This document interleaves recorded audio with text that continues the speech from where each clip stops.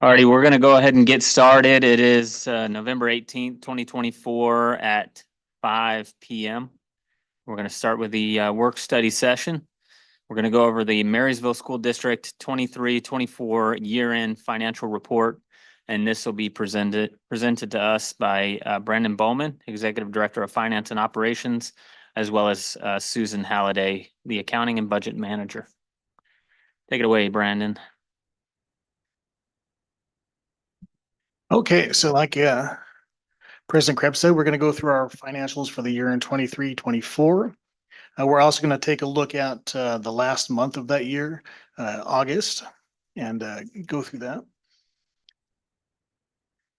If you look at August, our revenues were 19.5 million, expenses 16.8 million. So that was a budget surplus, operations surplus of 2.6 million. You can see in the chart there, revenues exceeding expenditures. And then in the pie chart, and I know that may be difficult to see, it has a breakdown by where all of that money goes.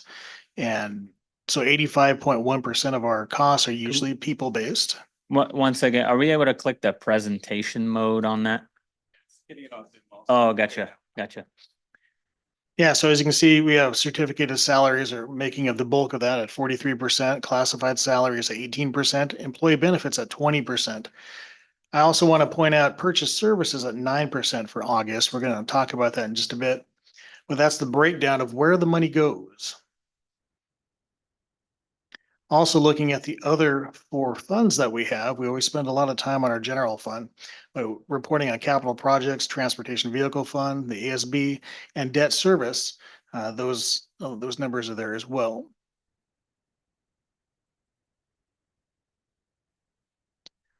Looking at the general fund in detail, our beginning fund balance for 23-24 is 9.8 million. We had revenues of 181.1 million and expenditures of about 190 million. That means we had an operations budget loss of 8.9 million and an ending fund balance of 947.8 thousand. At our last budget review, we'd estimated that we were going to end the 23-24 year at 1.2 million in ending fund balance. So our actuals came in about $300,000 less than anticipated. Now over a $200 million budget, that's not a high percentage, but $300,000 is real money, and we can use that. So here's another breakdown of where the money goes for the entire budget. The entire year of 23-24, 85.1% went into people and 14.9% went into our miscellaneous service and other costs. You can see for the year, our purchase services, which were about 11%. Those are contracted services. A lot of our contracts are for SPED paras, where we're trying to hire, but we haven't hired yet. We have contracts for those.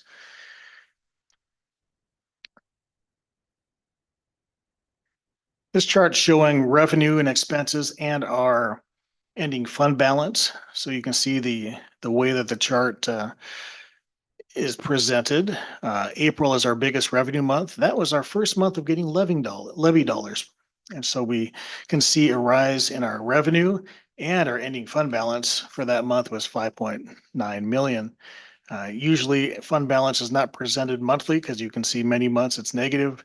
That's not a cause for alarm. We have money in the bank, but that's just how that fund is represented, and it's only budgeted for yearly.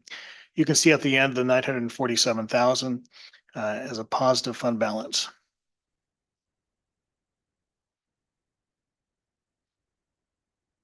So looking at our other funds, Associated Student Body, the beginning balance is 1.3 million. They brought in $1 million in revenue, had 800,000 in expenditures, and an ending fund balance of 1.5 million. Revenues come from fundraisers and sales and events and fees. And then the expenditures are pretty much for everything that is for students, sports, activities. It's managed by students and only allocated for students. Transportation Vehicle Fund started at 1.3 million. Revenues were about 1 million from the state. Expenditures were 804,000. Ending fund balance was 1.6 million. Again, revenues are coming from the bus depreciation schedule from Washington State and interest in the bank. And then this expenditure can be for yellow buses only the purchase of yellow buses, not maintenance or anything else, just yellow buses. In capital projects, we started the year with 8.6 million in beginning balance. The revenues were 5.5 million, expenditures were 6.6 million, and then the ending fund balance was 7.6 million. Revenue comes from property rentals, interest, in the distressed schools grant. Some of the notable capital expenditures are listed. The highest one was the totem seismic retrofit at 3.4 million. What's listed there almost gets to all of the expenditures. The rest are just smaller projects in capital. Debt service fund. This is a special fund that the schools use to repay borrowed money. So after we issue bonds, payments are made over time to repay those bonds, similar to how homeowners make mortgage payments. Money in this fund comes mainly from local property taxes or other dedicated sources, and it can only be used to cover the principal and interest payments on the district's debts. So we started the year at $6 million in beginning balance. Revenues are at 9.5, expenditures were at 9.4. The ending fund balance was 6 million.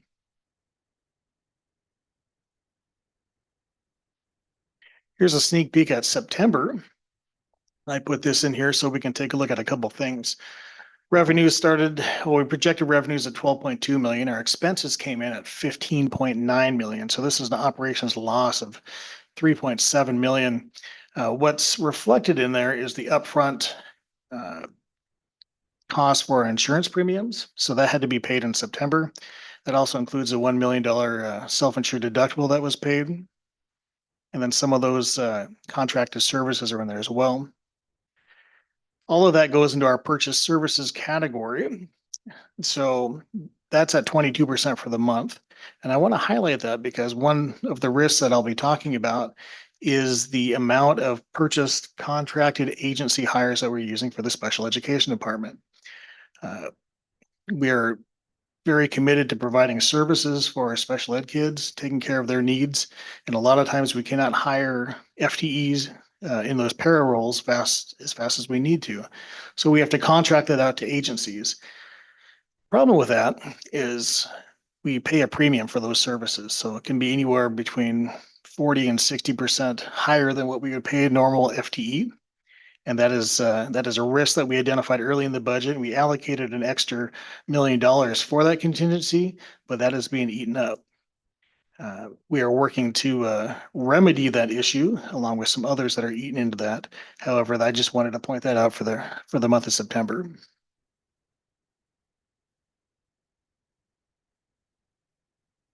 And then looking at September's other funds, capital projects was negligible. The ASB fund was also negligible, and transportation vehicle fund and debt service fund had no expenses, just a little bit of residual revenues. Cash flow 23-24. This is an eye chart. I don't expect you to try to read this. I did want to point out 3 points that are in colors there. So November of 23, we took out a $5 million loan against our capital funds to cover our cash flow. And this was repaid fully in November of this year. So this month, we repaid that. We also had a $600,000 apportionment advance from the state. And the way this is repaid is via reduced apportionment revenues in the following month. So you don't see an offsetting negative 600,000 anywhere else. In June of 2024, we took an additional loan of 2.5 million out of the capital projects fund to cover cash flow. This was paid back using July and August apportionments. So I can report that we, as of this moment, we are completely paid back to our capital projects fund and have no outstanding loan to that fund. But I will be asking for an additional up to 3.5 million loan from the capital projects funds for this year to meet our required financial obligations. We do have a cash flow issue that I'll show later on. Basically, we'll run out of cash in December if we don't have a loan from that. And that's partially on how apportionment is given to us. It's not given to us in equal installments. And so we get a lot of apportionment in October, but we don't get so much in the future months until we get to another tax month in April. So that goes up and down, and that's what we will need to survive after December. Updating you on our budget risks and opportunities. Like I said, our biggest risk right now is agency hires supporting special education. These increased costs for purchase services versus FTE hires are big. We definitely have those FTE hires in the staffing plan, but the difference between the actual cost of contracts and what would it cost for FTEs is substantial. We do have some opportunities, but we're going to have to go get them. Special education revenue from Safety Net. We think there's an additional $1 to $2 million of reimbursement that may be possible if we submit proper documentation and submit those reimbursement forms for Safety Net and Medicaid. This is a challenge right now as we have reduced staffing in that department, and the workload to get that submitted is substantial. So we're working to see how we can get that resolved and get that funding. That concludes my financial report for 23-24. I can take your questions. All right, thank you very much, Brandon. Are there any questions from board members? You want to start or you want me to Let's look start? at finance secretary start. Oh, gosh. Okay, that's, My questions are mostly with the special ed questions, that last page there, that obviously you're not in the special ed department, so you can't really answer those for me. So, I can warm up this conversation. So my question deals with the purchase services. You kind of answered one of them. Let's see. The first slide where it had the pie chart of the purchase services, it looked like that was only taking up about 11% of our general fund, and then in the next one it was 22%.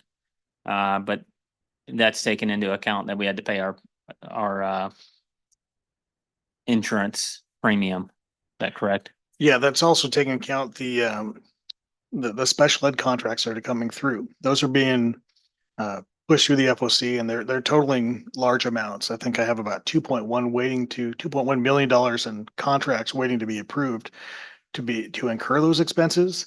And that's why I'm highlighting it. It's because the insurance company, that was one purchase, but now we're looking at a continued issue with these purchase services and agency hires. But I guess my other question with that is I guess I would appreciate seeing what that delta is between what we would pay our own employees versus what we're paying for these purchase services, and see what that difference is. And then also, when we get into contracts with these purchase services, is it on a month-to-month basis? Or so if we're able to bring in an employee, are we able to immediately kind of cut the work of this, whoever we purchased services through? Or do we have to retain them for a certain amount of time? So for your first point, I'm working with Lori Taylor in our HR department to create that staffing plan to see what was in the budget for these positions and then be able to offset with other data with agency hires. And so I'll be able to tell you exactly what that premium percentage is because I'm very curious. And I'm giving you a range that I think is pretty good ballpark, but I like exact figures. So we're going to figure that out. As far as the contracts, the ones that I've seen are for annual contracts. And so we do have to retain most of those people throughout the entirety of the year. That's why we're slowing down on the approval of additional contracts. I'm not in that contract discussion for SPED in HR, that's SPED in HR. We've addressed that issue. Again, we're always going to provide services for our kids, so we need to provide that without delay. And we're working to minimize that cost and have that flexibility. Yeah, I mean, because it seems like that gets us caught in this catch 22 because we want to bring on employees of our own to fill those positions, but we don't have the money to bring on employees of our own while at the same time we're paying for these purchase services. So do we put a hold on bringing in employees of our own because we have annual contracts for these purchase services, or?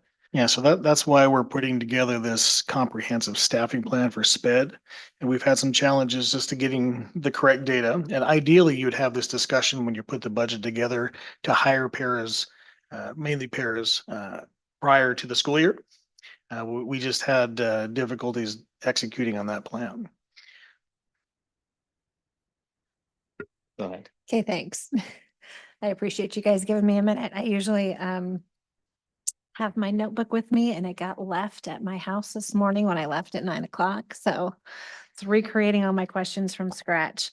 So I had asked you before the meeting and I kind of want to start with this one and then kind of move forward. So for not this school year, but the 22-23 school year, our expenses exceeded our revenue by about $10 million for the 22-23 school year.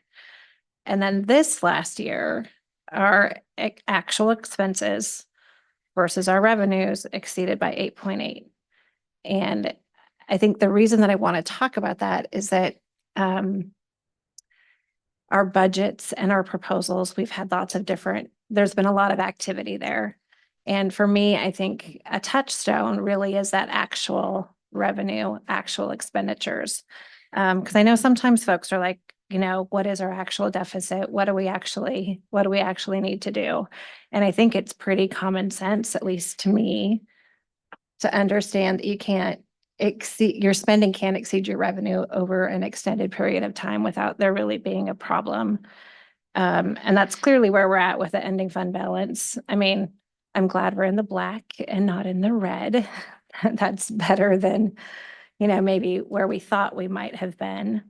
And I guess the other piece that I wanted to just point out, when you look at what our fund balance goals in theory are on a $181 million budget, before we changed our fund balance from that 8%. So that 8% thing is, if our fund balance was to be at 8%, I think it's $15.2 million. At 5%, it's 14. Wait, It's about 12. 8%, it's 14.4 million, 5%, it's $9 million. So to get us to a spot where we need to be healthy, we still have a good ways to go. I mean, to get us to a spot where we're meeting our board stated fund balance goal, right? Yeah, that's absolutely correct. So our budget at this point for 24-25, excuse me, and our direction from OSBI is to get to 0 or better. Right. And that's the budget that we presented. I think we were at about $120,000 on the positive for the budget. We're still running on par pretty close to that for the past 2 months. I think I gave you a sneak peek of the last couple of months. We've underrun our expenditures by 1.2 million. And so that's against the budget that we submitted. We're underrunning that. And we've also received more funding than was budgeted, so we got about 3.3 million more in funding than was estimated, but that's just an estimate. I'm not banking on any of that until we see actuals from more months. But these two indicators are representative of some of the controllership that we're exerting on day-to-day operations and expenditures. A lot of these things we can't control, like contractual agreements with teachers and staff and providing for special education, but where we can control costs, I have been all over that. Right. And I appreciate that. And really, I just wanted to come back to that touchstone of revenue, what we're getting and expenditures, and that again, for the last couple of years, we've just spent more than what we're bringing in. And so when we're faced with the tough choices that we are faced with, and we have some hard decisions coming our way, that it's because we really need to do these things. It's not just because, you know. And then on MSOCs, I'm curious if we have an idea of how much MSOCs have increased year over year. And I certainly don't need to know like in the next 2 seconds, but I'd be curious to know at some point. Okay. I know it's a point of advocacy on behalf of like the School Boards Association. A lot of school districts have been experiencing increased costs there. It's something folks are talking to Olympia about, and I'd be curious to know what ours are.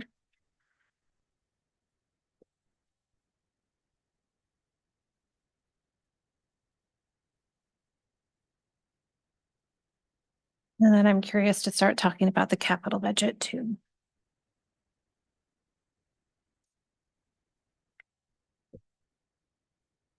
Would you like to talk about it now? Sure. I can wait for that MSOCs question. Yeah, so MSOCs, I can tell you that for the 22-23 school year, we spent about 27 million in MSOCs. For the 23-24 school year, we spent 28.3 million in MSOCs. This year, our budget for MSOCs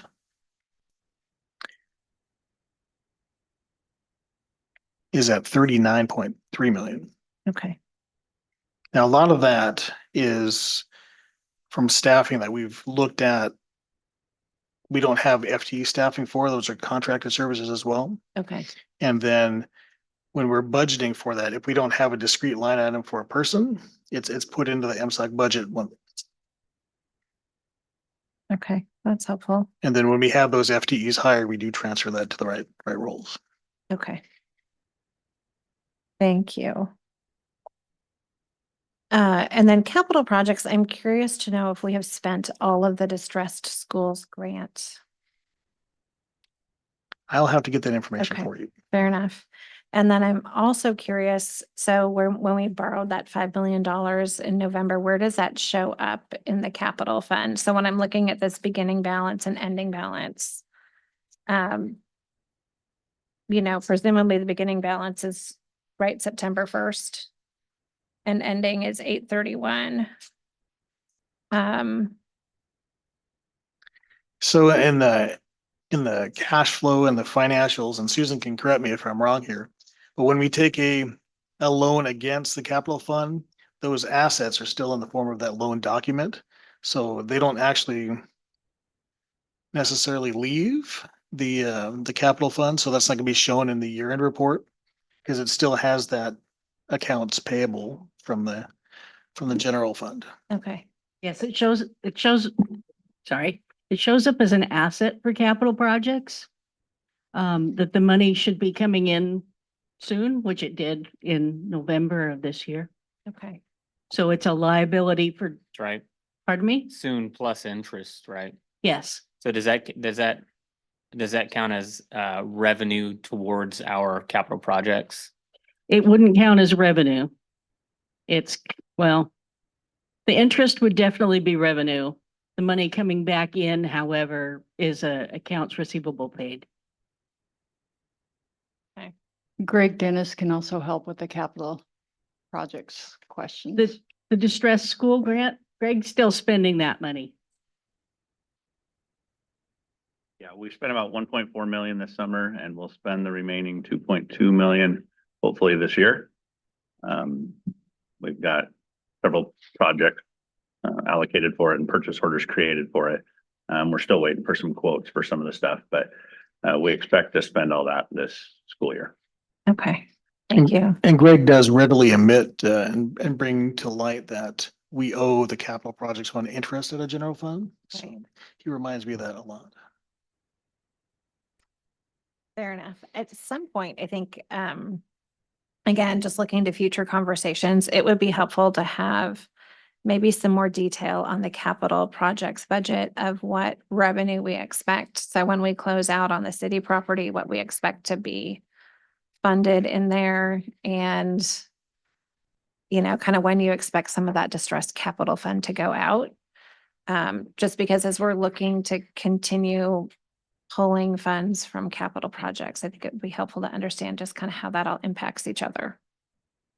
So the 3.6 million distress schools grant, we don't receive until we expend it.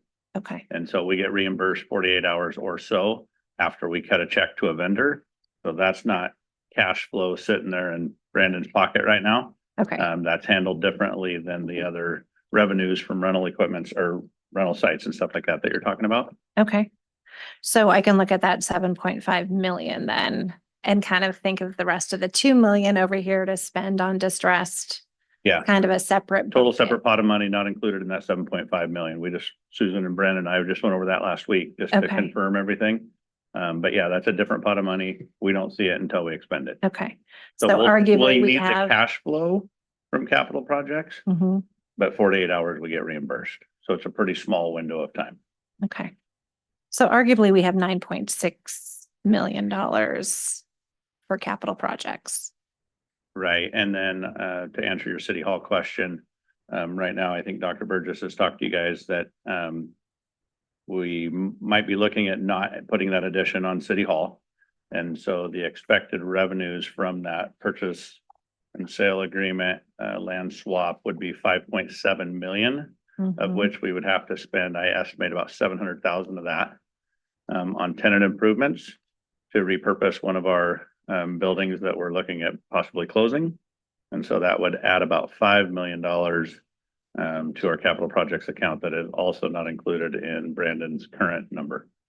And that, when do we actually close and, Yeah, It's summer of 25 okay, is the anticipated closure date, okay, with some move-in dates outside of that window. But as far as the exchange of cash and titles on property, it would be summer of 2025. thank you.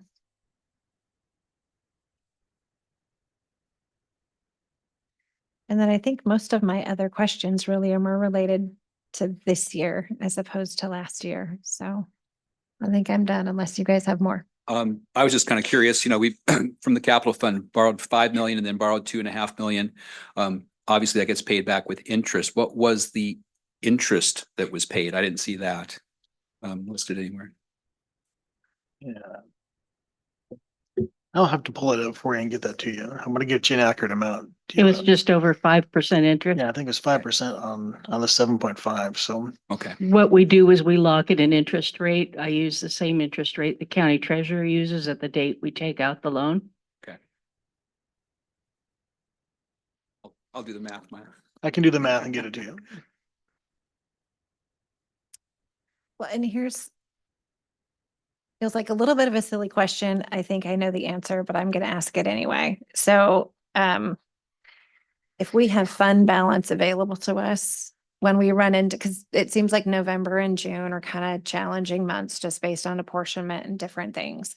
If we have fund balance to pull from, arguably we could pull from fund balance. At this point, we don't have fund balance to pull from. So that's what's driving. We have some fund balance right now, Right. but because of the apportionment money comes in not as a steady interval, there will be some times when we don't have enough money. Right. And if we borrow from ourselves, at least we're paying ourselves interest. Right. But in typical times where you have a 5% fund balance or whatever it is, there's not a need to go to the capital funds because you have those dollars to pull from Yep. if apportionment is a little bit lower from one month to the next. Yeah, that's correct. If we had a healthy fund balance, that is your buffer to go up and down on the wave. And Right. so Right. we do have fund balance now after October. I think we're sitting at 7.6 million in fund balance. And then that gets whittled down until June. Well, October is good. Well, We're happy in October. exactly. If only it stayed that way all year, that would be great. I think that's all I have for now. Unless you guys have anything else. I mean, yeah, my questions basically are for, next year and for special ed and that impact. So Okay, I lied. I have one more question. So I understand. So this activity isn't completely done until OSPI posted on their website. Is that right? So are we pretty much done with kind of the back and forth with the ESD and OSPI? Yes, so we submitted to the ESD Mhm. who certified it. I signed off on it. It's at OSPI now. They have the ability to ask for questions, revisions, but the back and forth from our perspective is complete. Okay. So basically settled that these are our numbers for the Yeah. end of the And year. usually when ESD signs off on it, I don't think we've had a go back from OSPI ever.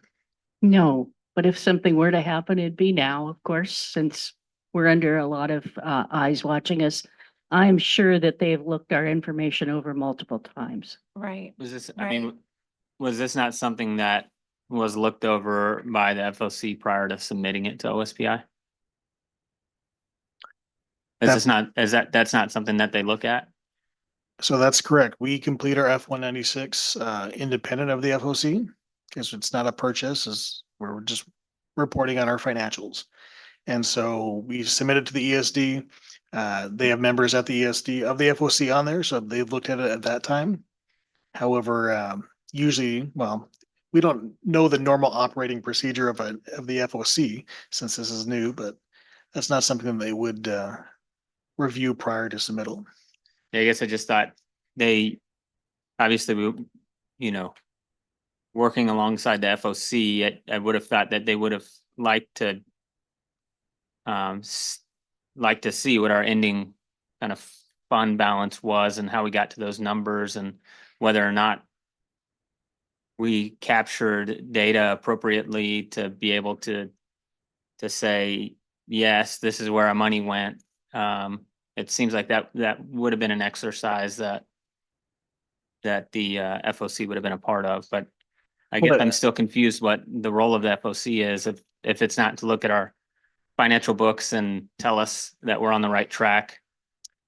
Yeah, to be fair, the F-196 closeout process is mainly us reporting on all of our financials. This is what happened. These are the actuals. So we have invoices, it's not a budgetary exercise. It's more of a reporting exercise, which gets audited every year. And when the findings that we had in our last audit, even though the numbers weren't always great, they did say that our process was very sound. Right. Are there any other questions from the other board members? Alrighty. Appreciate it, Brandon. Yep.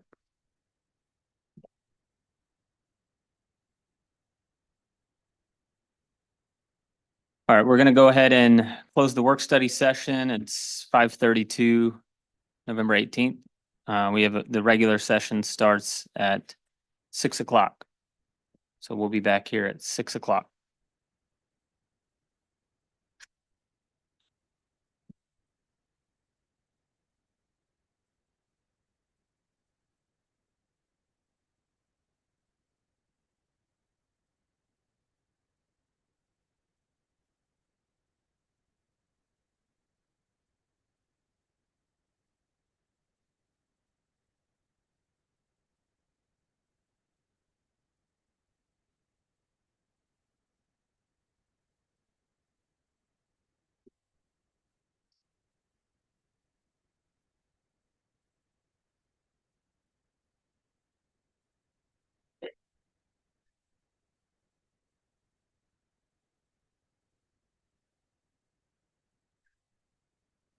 $3 million?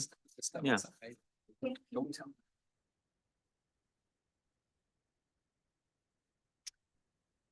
Right, see if there's extra cost.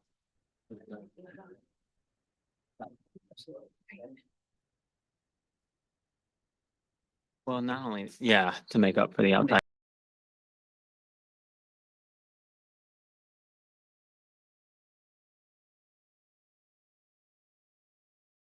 Recording stopped.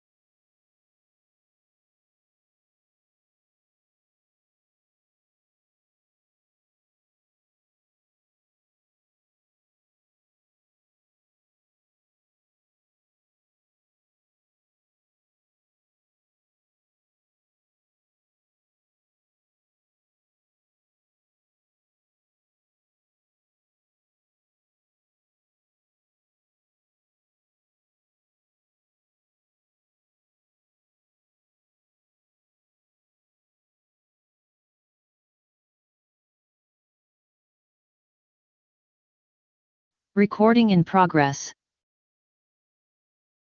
Or just how You can turn the mics on. they are. Oh, yeah.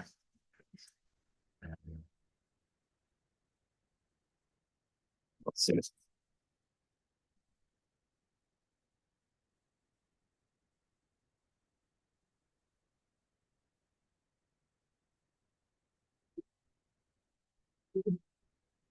Oh, look. We have two TV cameras. Yeah. Trying to think what can we, All righty. let's see. We're gonna go ahead and kick off this regular session. It is 6 o'clock, November 18th, 2024.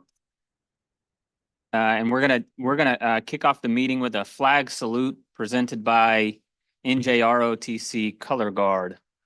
If everybody could please stand and remove your caps.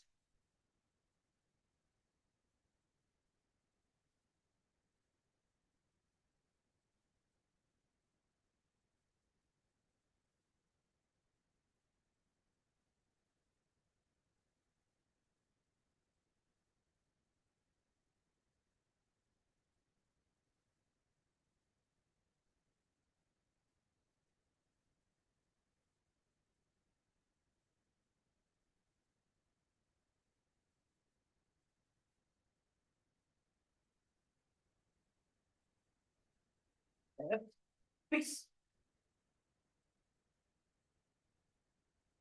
Oh, say, can you sing by the dawn's early light? What so proudly we hailed at the twilight's last gleaming, whose broad stripes and bright stars through the perilous fight o'er the ramparts we watched were so gallantly streaming. In the rocket's red glare, the bombs bursting in air, gave through the night, and a light was still there. Oh, say does that star-spangled banner yet wave o'er the land of the free and the home of the brave? Very cool.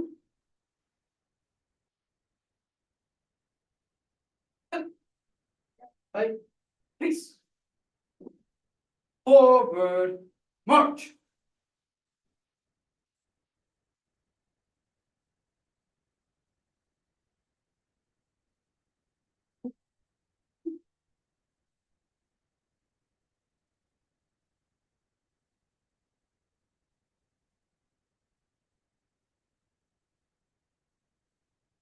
Give them a round of applause so they can hear it.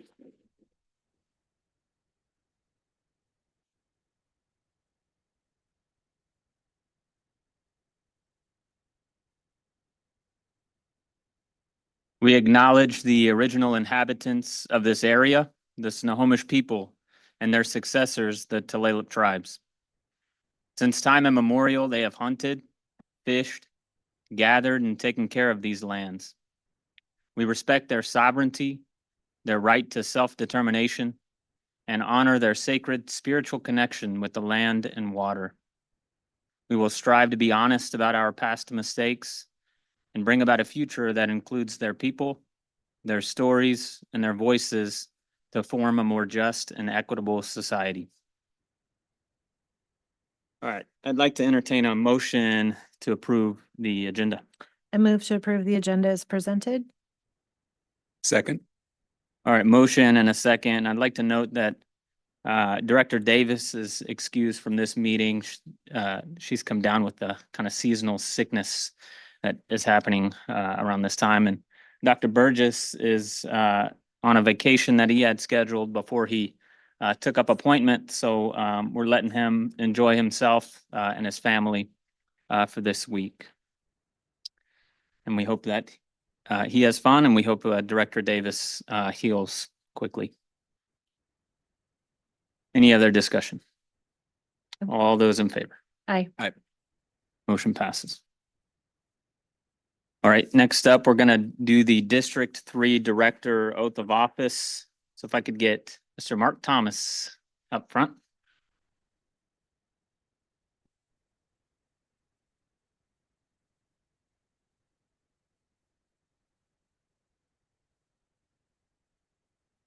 Gonna turn the cameras over here.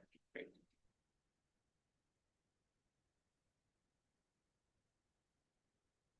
After me. I, Mark Thomas. I, Mark Thomas, Do solemnly swear do solemnly swear that I will support the Constitution, that I laws of the United States, will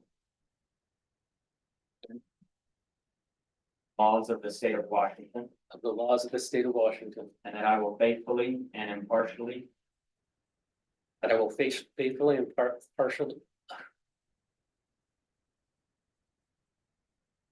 partially perform the duties of the office the duties of the office of the Marysville School District number 25. Director of District 3. Director of District 3. Per 2027, November 2027, according to the law and to the best of my. law and to the best of my ability.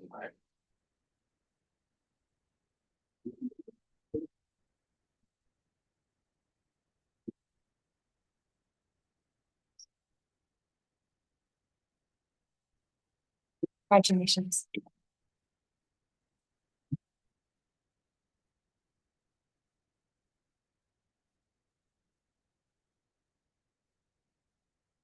I lose my pen everywhere I go. I don't know where I put it. Right. I know. All right, now we're going to get into the communications and reports, staff, student, and community recognition.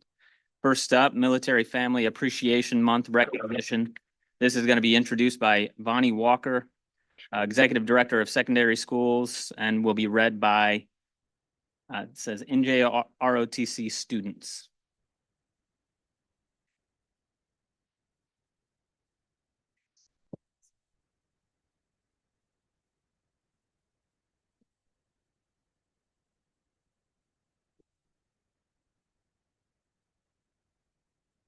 November is Military Family Appreciation Month.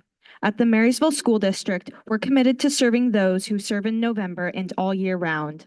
Military Family Appreciation Month is a special time to honor the families and communities we are proud to serve. During Military Family Appreciation Month, the Marysville School District renews its commitment to families and communities we are proud to serve. Each year, the President signs a proclamation declaring November Military Family Month. This annual proclamation marks the beginning of a month-long celebration of the military family. It's a time for us to honor the commitment and sacrifices made by the families of the nation's service members. President Joe Biden made the proclamation saying in part of his message, "America has the greatest armed forces in the history of the world. To those who serve and those that serve alongside them, their families and caregivers, we owe a debt we can never fully repay. During National Military Family Months, we recognize and thank them for their indispensable contributions and immeasurable sacrifices in support of our national security. Children, caregivers, and survivors of our service members and veterans for their selfless sacrifice on behalf of the nation. We honor them and their invaluable contributions. We share their pride in our armed forces, and we will never forget what they and their loved ones do for us. The Marysville School District recognizes and honors each individual who serves in the military and their families for the sacrifices they make to support those who serve and protect." Thank you very much. I'd like to ask if you're a spouse or a partner or a child or a caregiver or a survivor of our service members and veterans, could you please stand? I'll give you all a round of applause.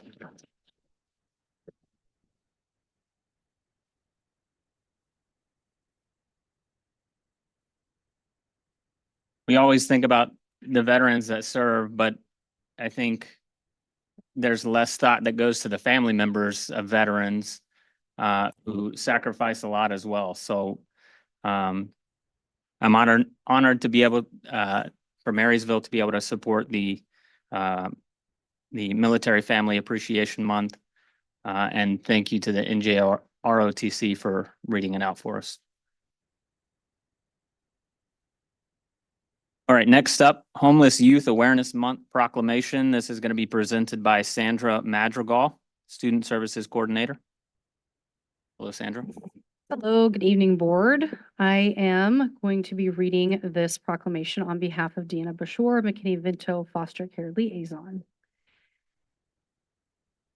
It's for the proclamation of Homeless Youth Awareness Month, proclaiming November 2024 as Homeless Youth Awareness Month in the Marysville School District and the Marysville and Tulalip community.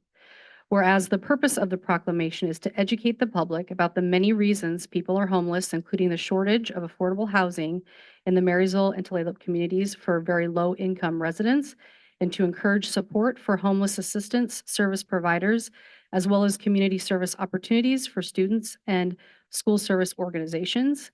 And whereas there are many organizations committed to sheltering and providing supportive services, as well as meals and food supplies to the homeless, including the Marysville School District Connection Center, the Salvation Army, and others.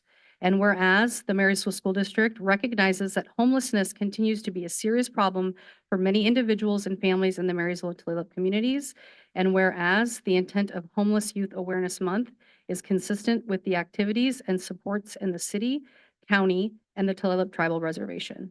Now, therefore, be it resolved that the Marysville School District hereby proclaims November 2024 as Homeless Youth Awareness Month. Be it further resolved that the Marysville School District encourages all citizens to recognize that many people do not have housing and need support from citizens and private public nonprofit service entities. Presented and signed this 18th day of November 2024. Thank you very much, Thank Sandy. you.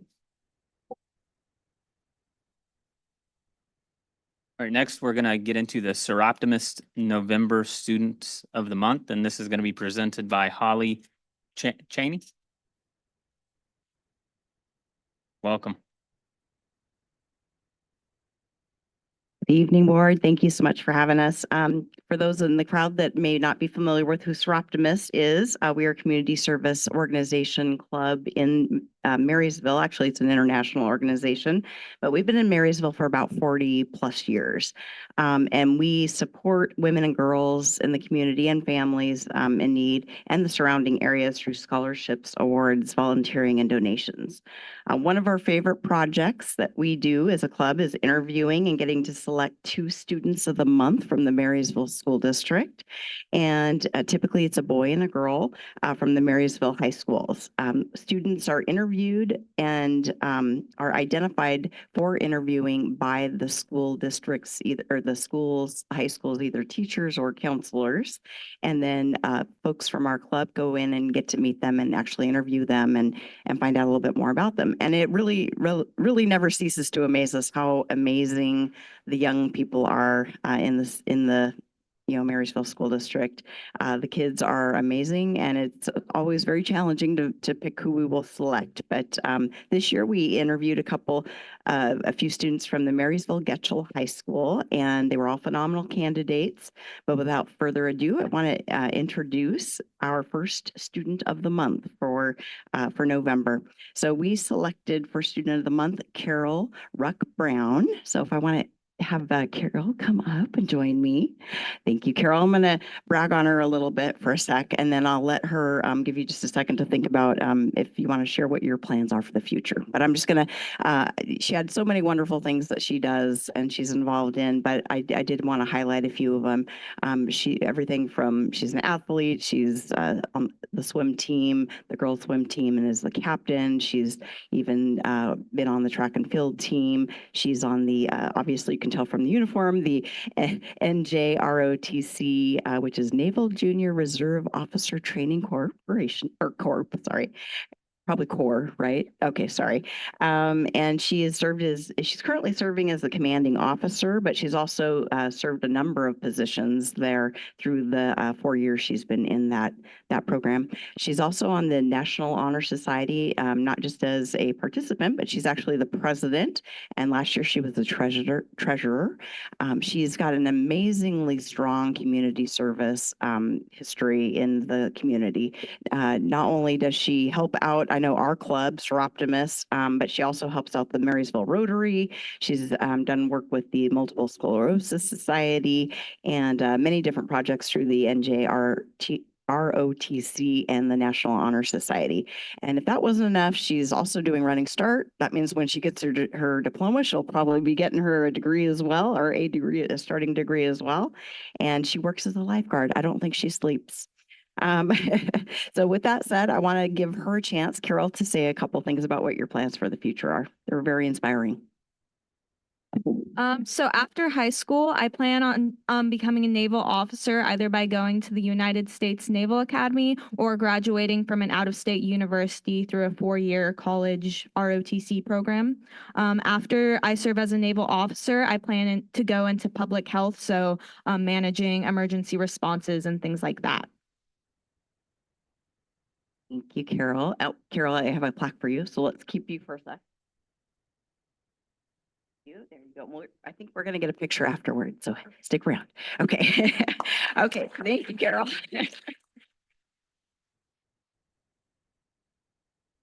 All All right. And then we had another amazing student, Vincent Hemrich. Where are you, Vincent? Oh, there you are. Okay, perfect. So Vincent, also, I'm going to brag on Vincent a little bit. Also an athlete, track and field, and not just a participant in track and field, but is actually a captain. Also does cross country and even has played football during his high school earlier years. And this one particularly touched my heart because my son is also a musician, and as is Vincent, he plays the trumpet and has been in numerous different components of band, concert band, wind ensemble, high brass, and he serves as a section leader in high brass. He's also participates in the pep bands as well. He's a knowledgeable captain, a member of the National Honor Society, and also had a really strong community service offering as well. He's been a longtime volunteer with the Marysville Food Bank and the American Cancer Society, it's Relay for Life, and then also helping out with the Green and Gold booster clubs at Marysville Getchell. So just amazingly, anytime that we see a lot of community service, we love that because we're a community service club. And so, so that really spoke to us. Just a wonderful student. And if you can go ahead and tell us about your plans for the future, Vincent. After graduating from high school, I plan on going to a 4-year university to get a degree in mechanical engineering. Thank you, Vincent. And we have a plaque for you. Yeah. All right, now is now the time for the pictures. Yeah, if the two students and any family or friends that they brought could come forward, we could take a picture.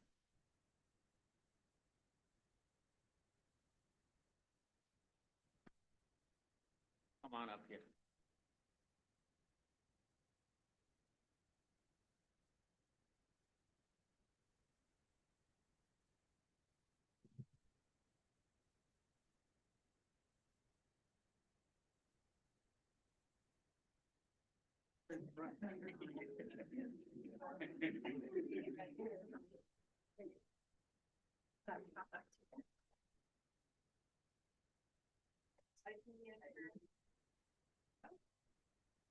Perfect.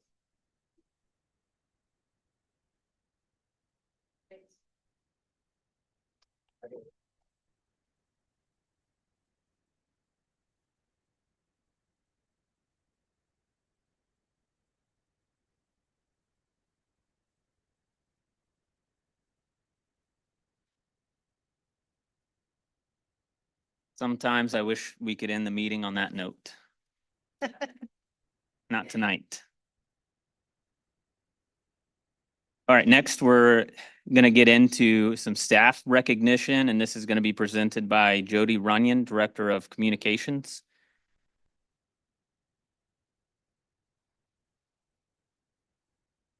Thank you, President Krebs.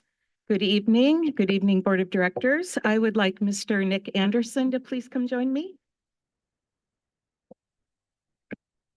So this is a pretty exciting night to recognize all of the good things happening in the Marysville School District.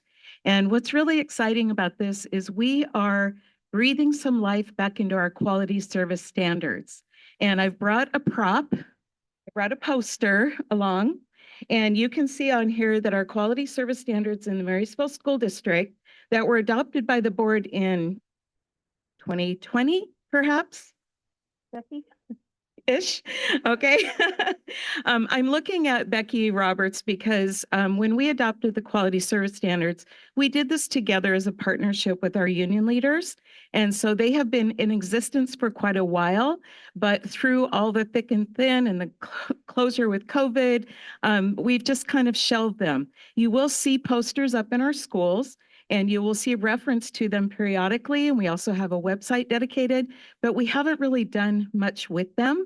So we're taking this opportunity to breathe some life into these and begin to recognize our staff at all levels for the wonderful things that they do. So the quality service standards include safety, courtesy, relationships, learning, and professionalism.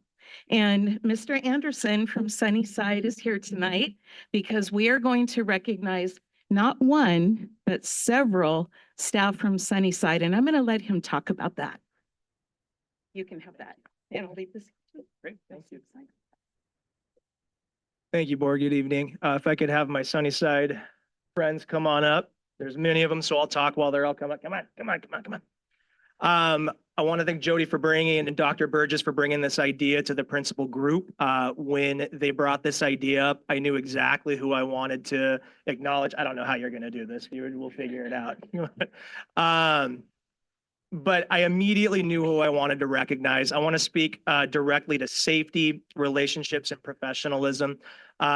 When I was given the privilege to serve the Sunnyside learning community, some feedback from staff and families were some concerns around student drop-off, student pickup, lunch supervision, recess supervision. Just how could we be strategic about ensuring that our students are safe from the moment they come to us to the moment they leave, considering staffing and other elements. And so immediately over the summer, I got to work getting to know these folks, hearing their concerns, and developing some plans. I want to speak initially to Mr. Cruz and Mrs. Hale, our PE and music teachers, who were my first phone calls in seeing if we could get some help in the morning when students are dropping off. There was an odd chunk in the afternoon where they had some flexibility, and they were willing to flex their time so that they could help in the morning to greet kids. It's that relationship piece, making sure that they are greeted off the bus and when they come into the gymnasium. And it helped dramatically from a culture of where students were around campus to structurally where they were supposed to be, so teachers could come in, grab them, and take them to a great day of learning. And so that's why they're being recognized. I want to recognize Ms. Hanson, our counselor, who spends every single lunch in the lunchroom interacting with kids, every morning in the breakfast hall interacting with kids, staying till the last kid eats breakfast. And then that, again, is that relationship piece. The rest are here because of PM pickup. Now, PM pickup is a challenge because we have buses and parent pickup and students who walk, and they walk out the front of the school and they walk in the back of the school. And just supervision is a logistical challenge. These folks that are up here, these teachers, these professionals, do not need to supervise students during that time, but they do so every day because they want to make sure that students get home safely. They want to be the last ones the students see as they board the bus, get in their car, or walk home with a smile and a wave, fostering that relationship, making sure that those kids leave knowing that somebody loves them, cares about them, and wants to come back the next day. One of these wonderful teachers did the math. I'm going to trust that they're right because elementary teachers are very good at math.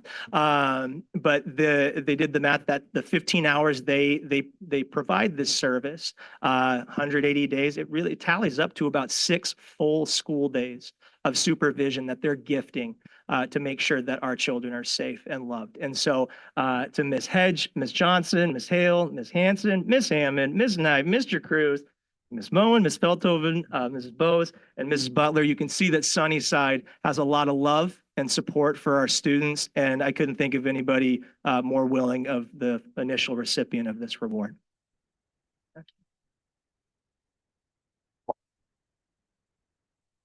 Yeah. So this is an exciting time to recognize these amazing staff members, and we will have opportunities for others in the future as well. But I do want to read the certificate. This certificate is awarded to Shannon Hansen, Katie Hill, Lauren Lynn Feldhoven, Kathy Moen, Becky Hammond, Allison Johnson, Danette Hedge, Lynn Bose, Amy Butler, Carrie Narig, Alex Cruz, Paula Knight, and Kim Queen. This is for exhibiting the Marysville School District Quality Service Standards of safety, courtesy, and relationships by working together to improve safety and build connections with our students and families. You know the drill. Mr. Cruz. Here we go. All right.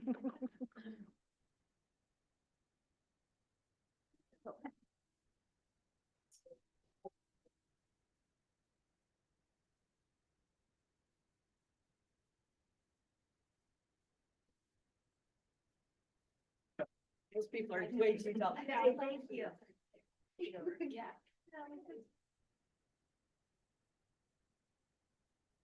You're not seated in the backside there, okay. Hi, Kristen, Kristen, I cannot see you in.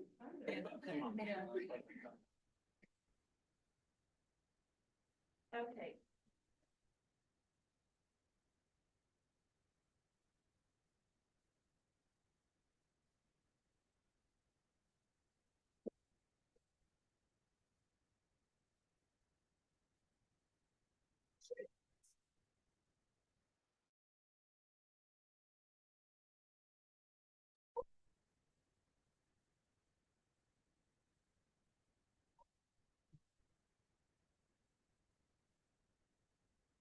I'm most certain that is exactly why the media was here tonight, so I'm sure they'll be packing up soon.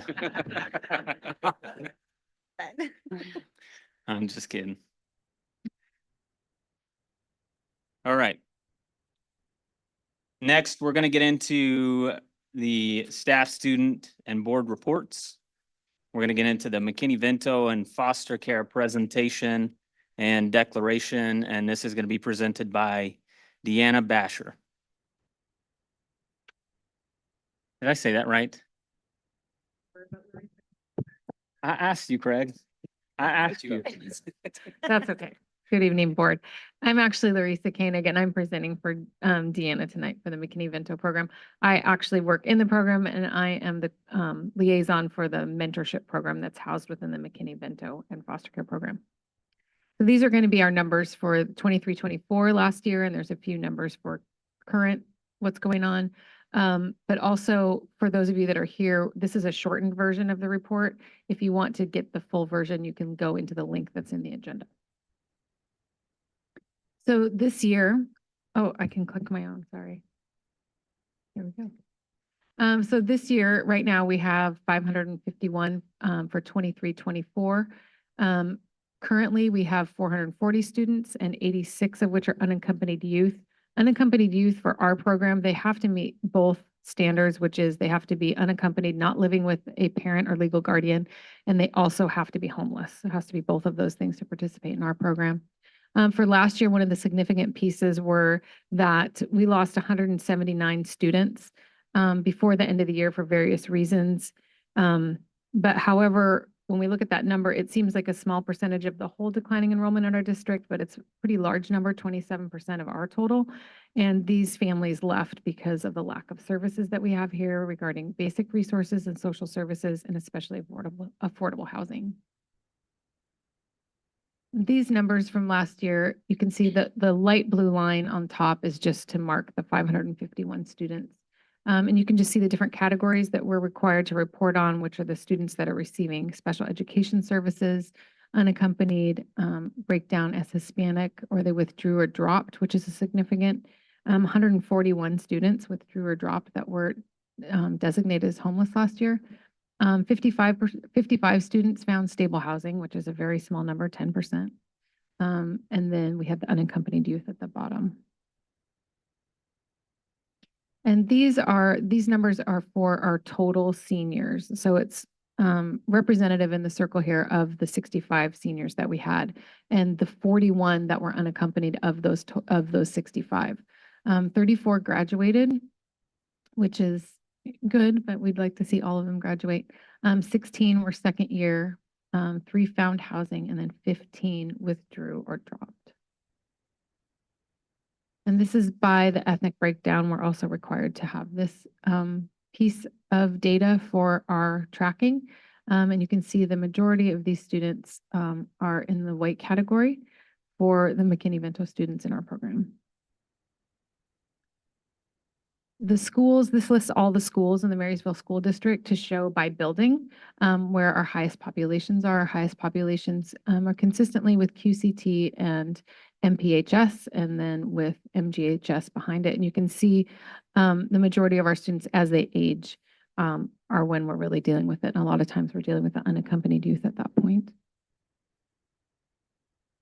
And this is the living situation of the students we served last year. So as you can see, most of them are doubled up. And that is meaning that there's just not affordable housing. So they're living with other family members, friends to be able to afford stable housing.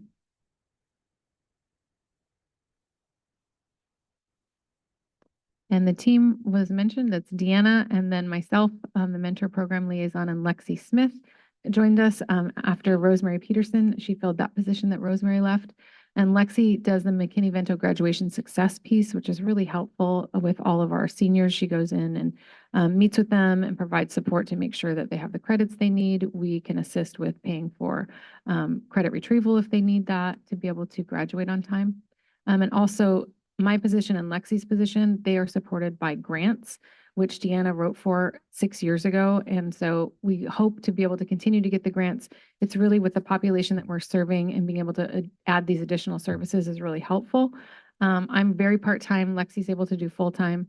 But without that extra support, it would be pretty overwhelming for Deanna to try to manage this program by herself. She would not be able to take care of the fosters as well as provide the students with these extra services.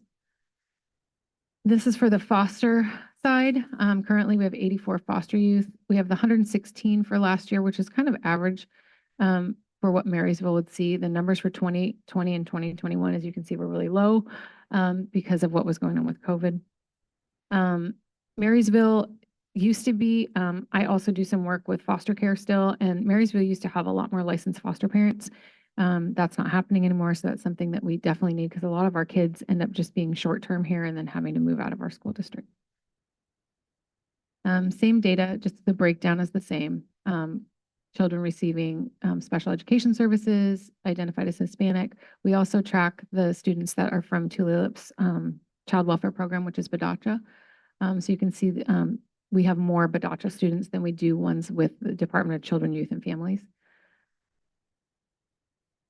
And we have an overwhelming percentage here of Native American students that are in the foster care program. And that is unfortunately representative across the state and across the nation. We have a disproportionate number of Native American students that are represented in foster care. And similar numbers, QCT again, and then totem, because typically with foster, you're dealing with younger students. It's very uncommon for high school students to be removed from their parents or from their caregivers. And actually, it's typically pretty unusual to see that for middle school students. So some of these kids have aged to become middle school students, and they're still in foster care, which is just as someone who works in foster care is a little disturbing to me to see that for them continuing to age into the system, into that age category. And we have seen a few kids being removed at that age, which is just speaks a lot to what's going on in the community when you have kids that typically would be able to provide for their own safety at that age, be removed from their parents. The Connection Center, that was another piece of Deanna's dream, and we've been able to work out of the Connection Center since 2020. So in that center, we're able to serve families in a more private area so that people don't know what they're coming for. We have a lot of resources in there. We have the district was able to provide a shower, which is great. We have families that are able to come in and shower that are living in their cars or living in their tent. We have clothing, we have food, and then we can also connect people to a lot of other resources. We also have an outreach van that the district lets us use, and that's super critical to us being able to deliver things to families because we're often families that are staying in their cars or families that are in temporary housing places often don't have vehicles, so we're able to go and deliver to them. And then we rely a lot on community donations. So while we have the grants are only able to pay for very limited things, very education related, which isn't necessarily meeting all the needs of a family who has other needs. So clothing, we also can buy shoes a lot of times for kids. We take gently used shoes, we take some of those things, but there are certain things that we don't want to give kids their use. So shoes, often undergarments, we're able to purchase those things, and we really couldn't continue the program without those grants. And then this is just a list of our community partners and the outreach that Deanna has built relationships with all these people. And we just really appreciate all the support that they continue to give us to be able to keep the Connection Center going. Are there any questions? Any questions from board members? Don't have any questions, but really a comment that the Connection Center was one of the first things that I saw as a board member. And if you haven't had an opportunity to go, it's amazing what is accomplished out of this little tiny space. And I just am really struck by the resilience of these students, right? To be able to, all of the different things that they need to like manage and overcome just to get to the classroom to come and learn. And appreciate the services that you guys provide and the support you give. And also thanks to our community partners. I know we received a really generous donation last year. I don't remember who it's from, but it was a pretty big number for our district, and it was, I'm sure, is getting put to good use. So it was, yeah. It's $60,000. 70. 70, yeah.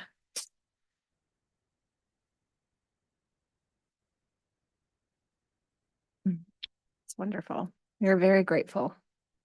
Yeah, I just want to second that. You have the people out here have no idea the work and dedication that these ladies put into this program. They say, whatever need the students have, they figure out how to meet that need. They go way beyond what you would expect anybody to ever do in a job. It's more than a job for these people. It's a calling. They make such a difference. And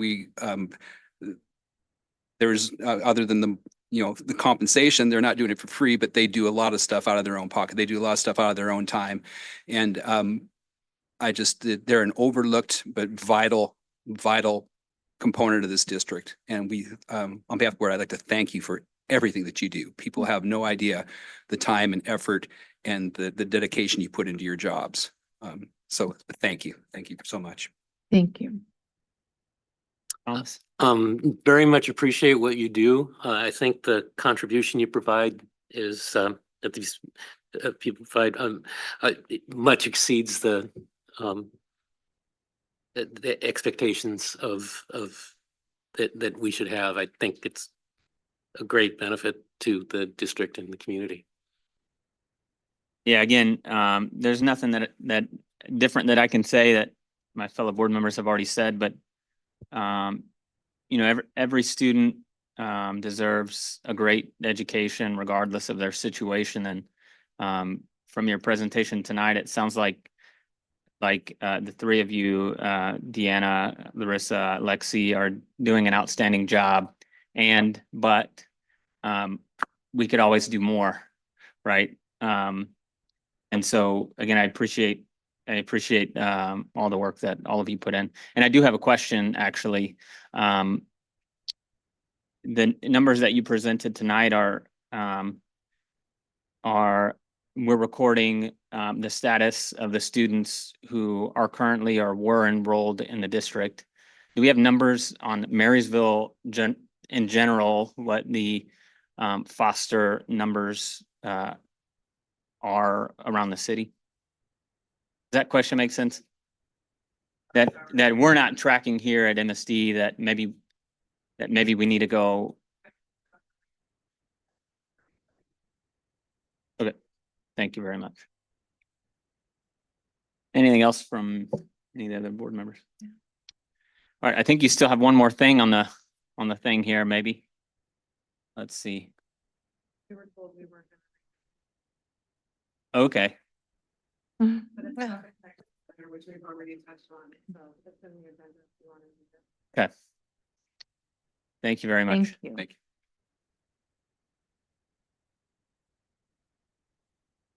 All right, next up.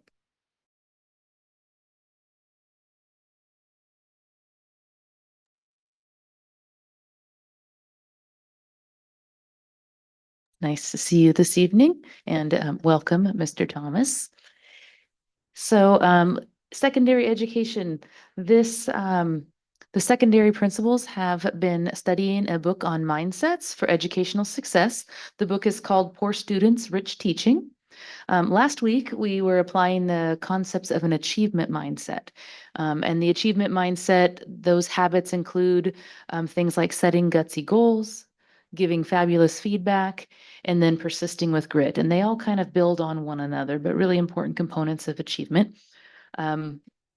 once a month, our team learns a new mindset together, and then we talk about ways that we can apply that not only with our own work with our staff, but also they're given professional development tools that they can use so that their staff can then also do this type of work with their students.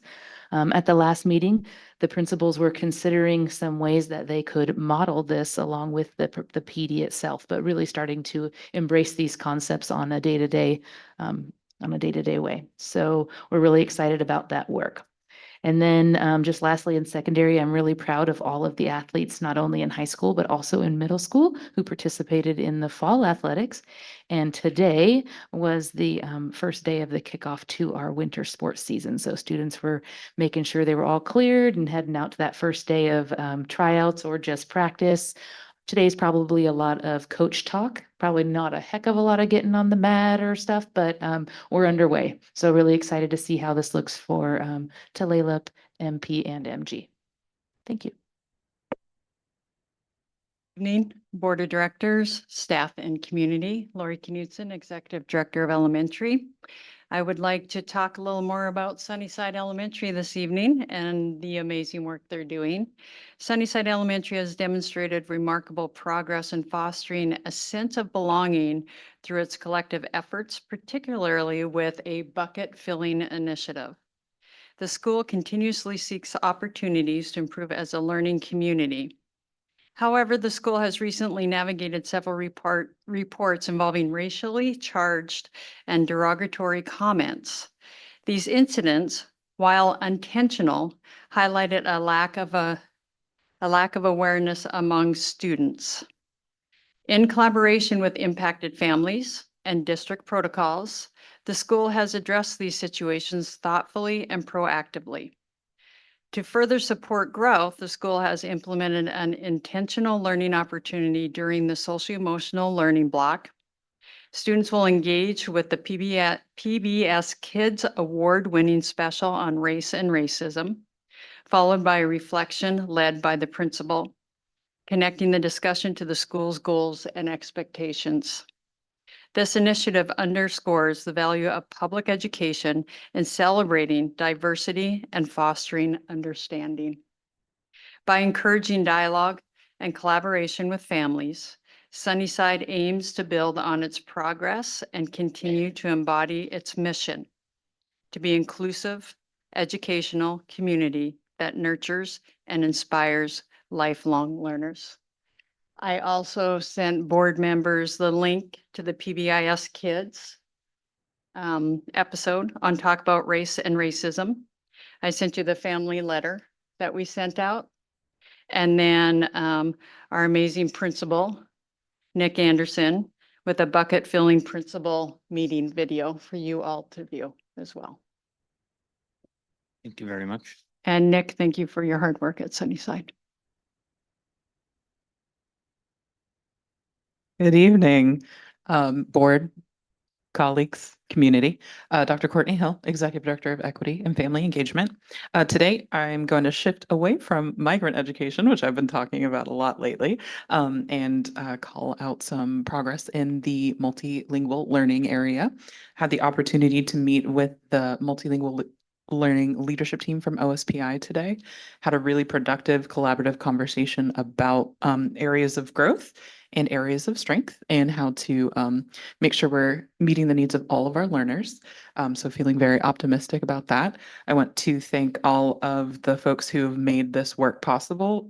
Shout out to Michelle Cooper, who's our almost year-long district specialist, who's really helped us figure a lot of things out. Also to Melissa Van Santen, who oversees curriculum and assessment and has done a lot of work supporting our teachers with understanding the assessment process for our multilingual learners. We really wouldn't be where we are and then headed in the direction we're going without them. And then I also want to highlight that there is an event this week for our Hispanic families to come and get information about things that are happening in the school district. So I believe that is tomorrow. And then I think there might be one on Wednesday too. So I'll make sure that I share all that information out. And that is it for now. Thank you, everyone. Thank you very much.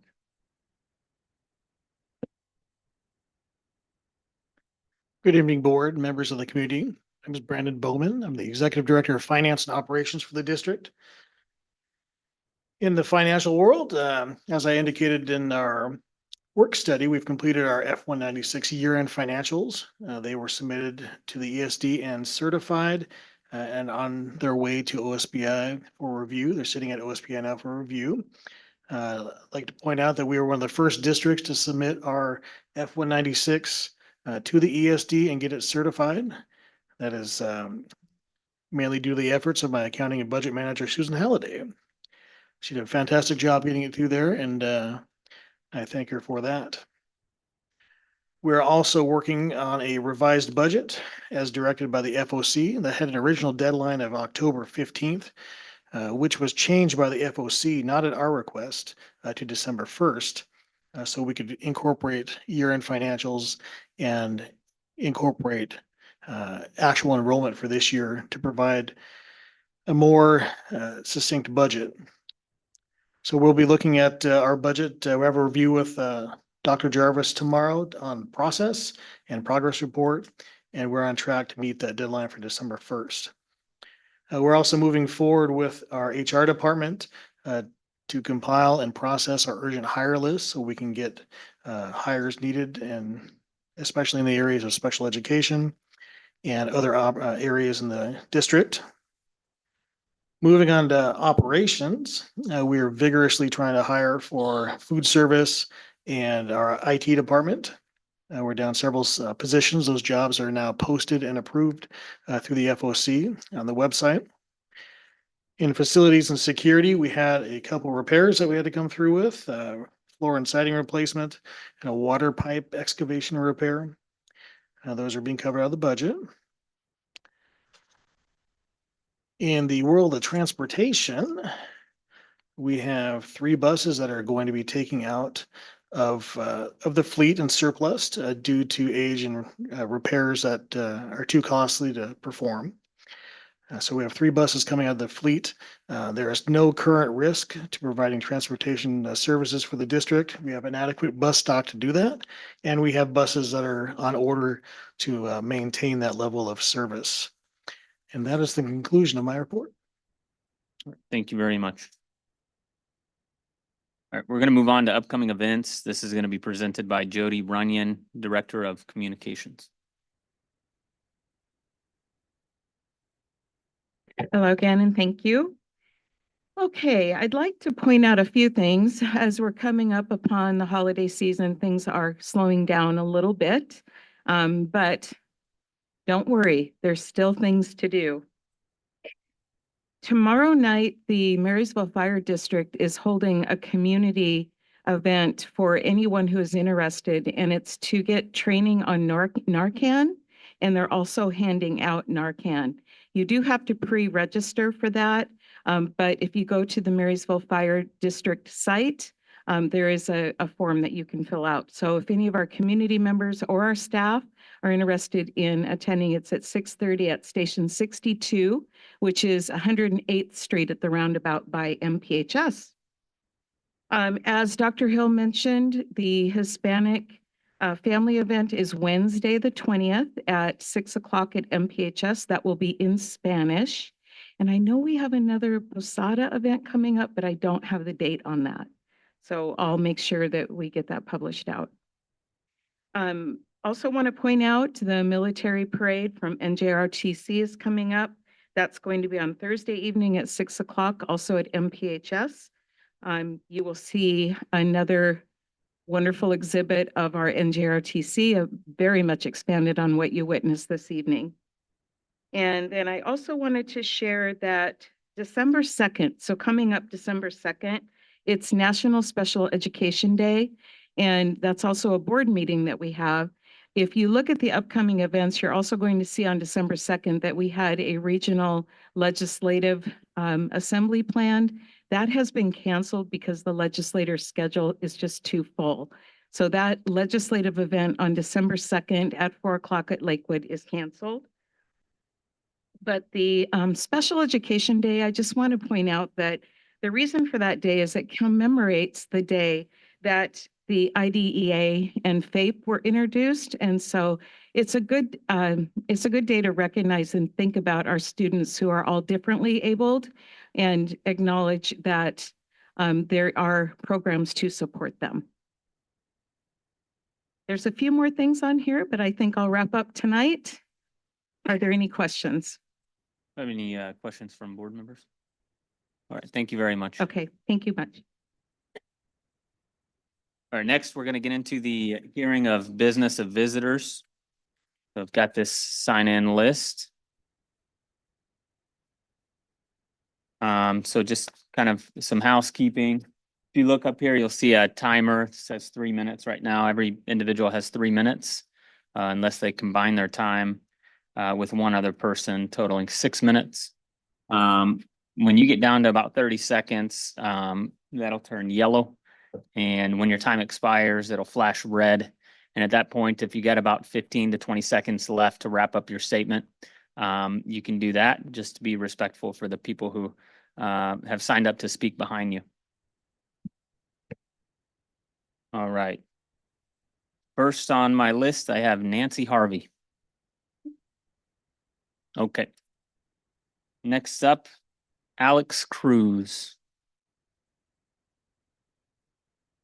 All right. They might have just signed in to the meeting. Eric Grafstrom.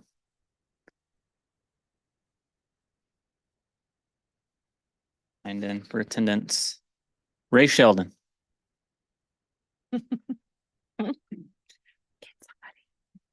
Warm us up, Ray. I don't want to be recorded. I don't want to be on for a month. I think I'm just frustrated and upset. Maybe we should name the capital funds revolving door fund. So when we can't figure out where the money or we're going to be short, of course everything's accrual because we plan out for the future. That's how it works. Some of us other business people got to sit back. We got to pay what comes in. You guys get to do the accrual. The numbers are dropping every day. You're losing students every day. By the time we all of a sudden sit back and realize we cut down a few more schools, we're going to lose more. And it's just going to happen. I mean, with the cabinet before 2-3 years ago, I had trust in them. This year, I don't have any trust. We don't know. And all of a sudden I find out that maybe a few cabinet members have never been into one of the buildings and they're making decisions. So, you know, I just frustrated and also frustrated that next time we do committees, I'd like to see a visual lottery picked. Besides picking people that you won't know that won't complain. You know, me, I wait 2 years and I build it up, then I complain. And it's just the trust. We need to work on it big time. It gets to a point, you know, I sit back here and think maybe I should just give up.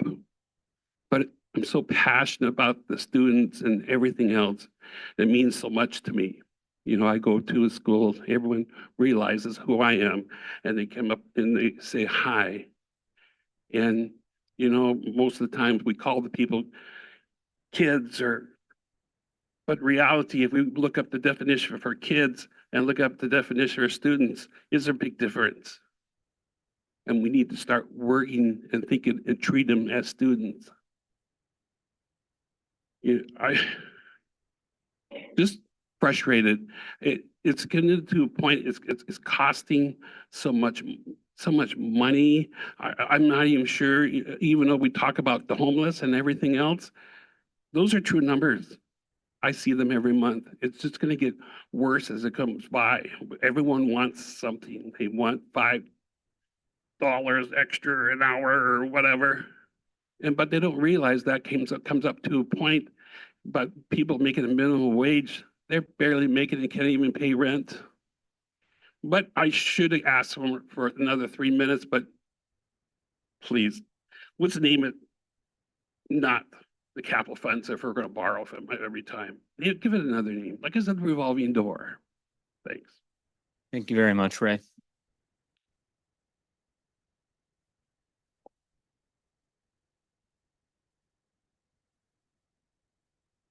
And then the next line here is a signature that I can't read. Your name starts with a J. Okay, Jay Human, you're up next. The other J.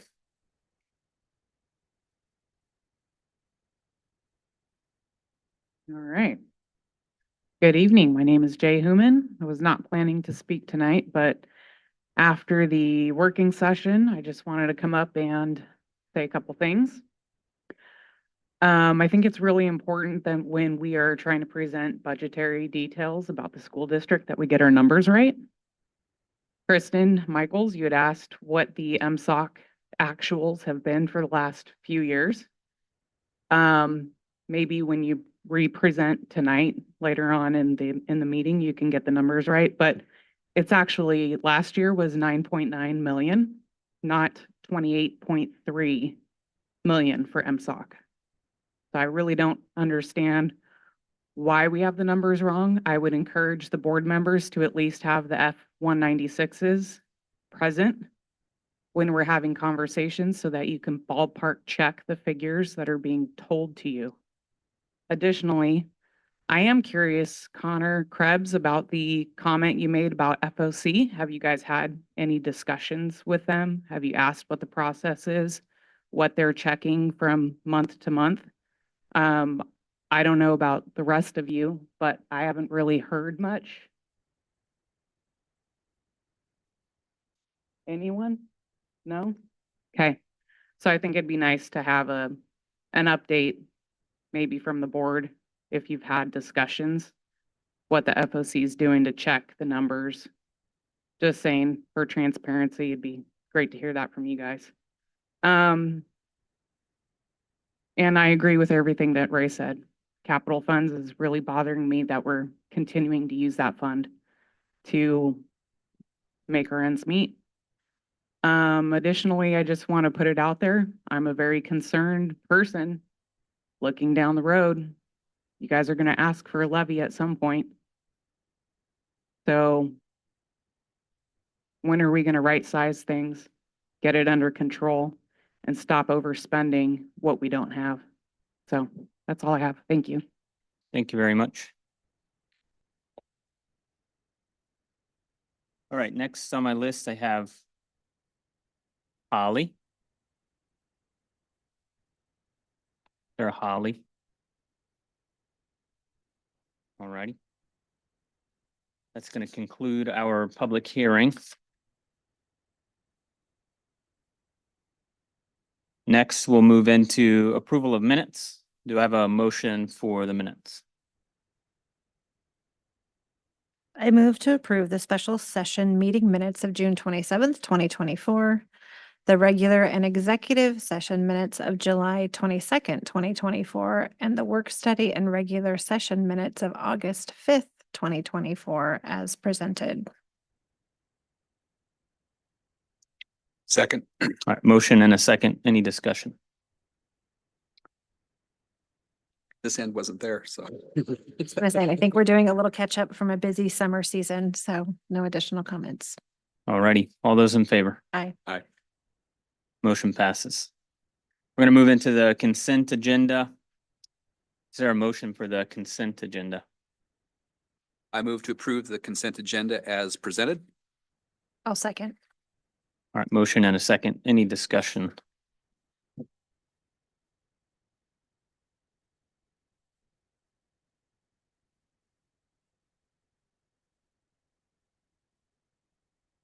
No, I just want to mention that on the request for travel, want to thank the MPHS boosters for covering the cost of that for the wrestlers to be able to go to the meet down in, is it Ridgefield, which is like Vancouver. So thanks to the boosters for taking care of that expenditure. Thank you very much. Any other discussion? All those in favor? Aye. Aye. All right, motion passes.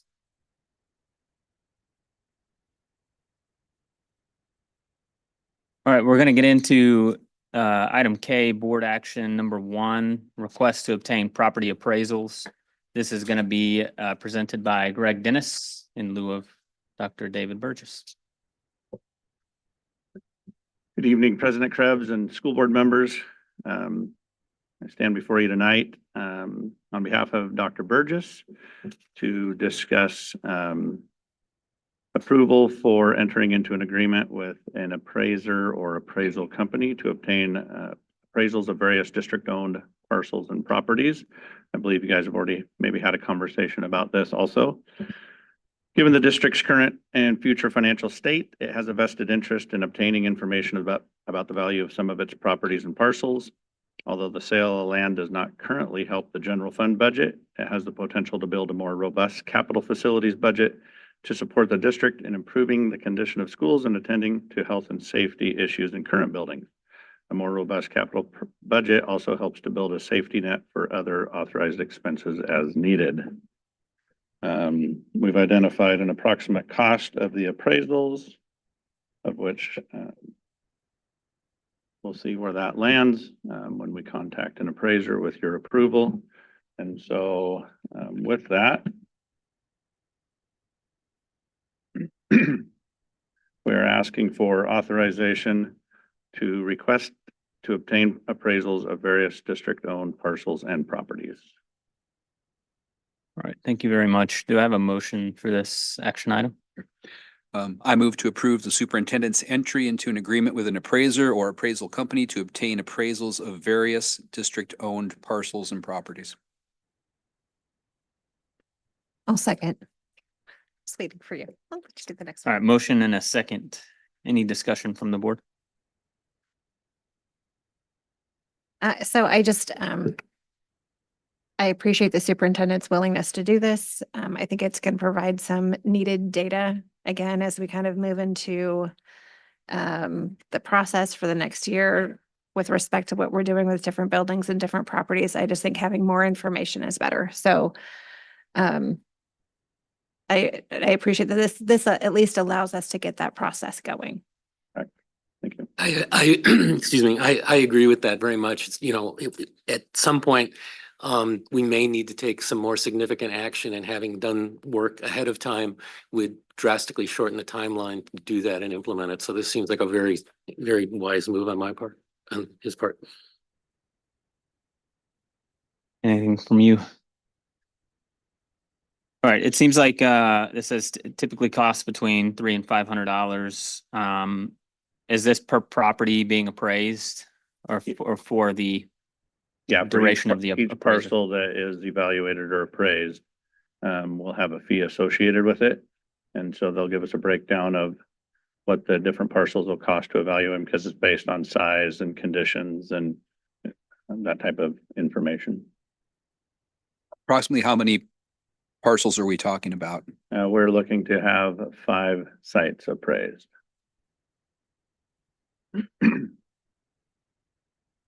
Any other questions, comments from the board?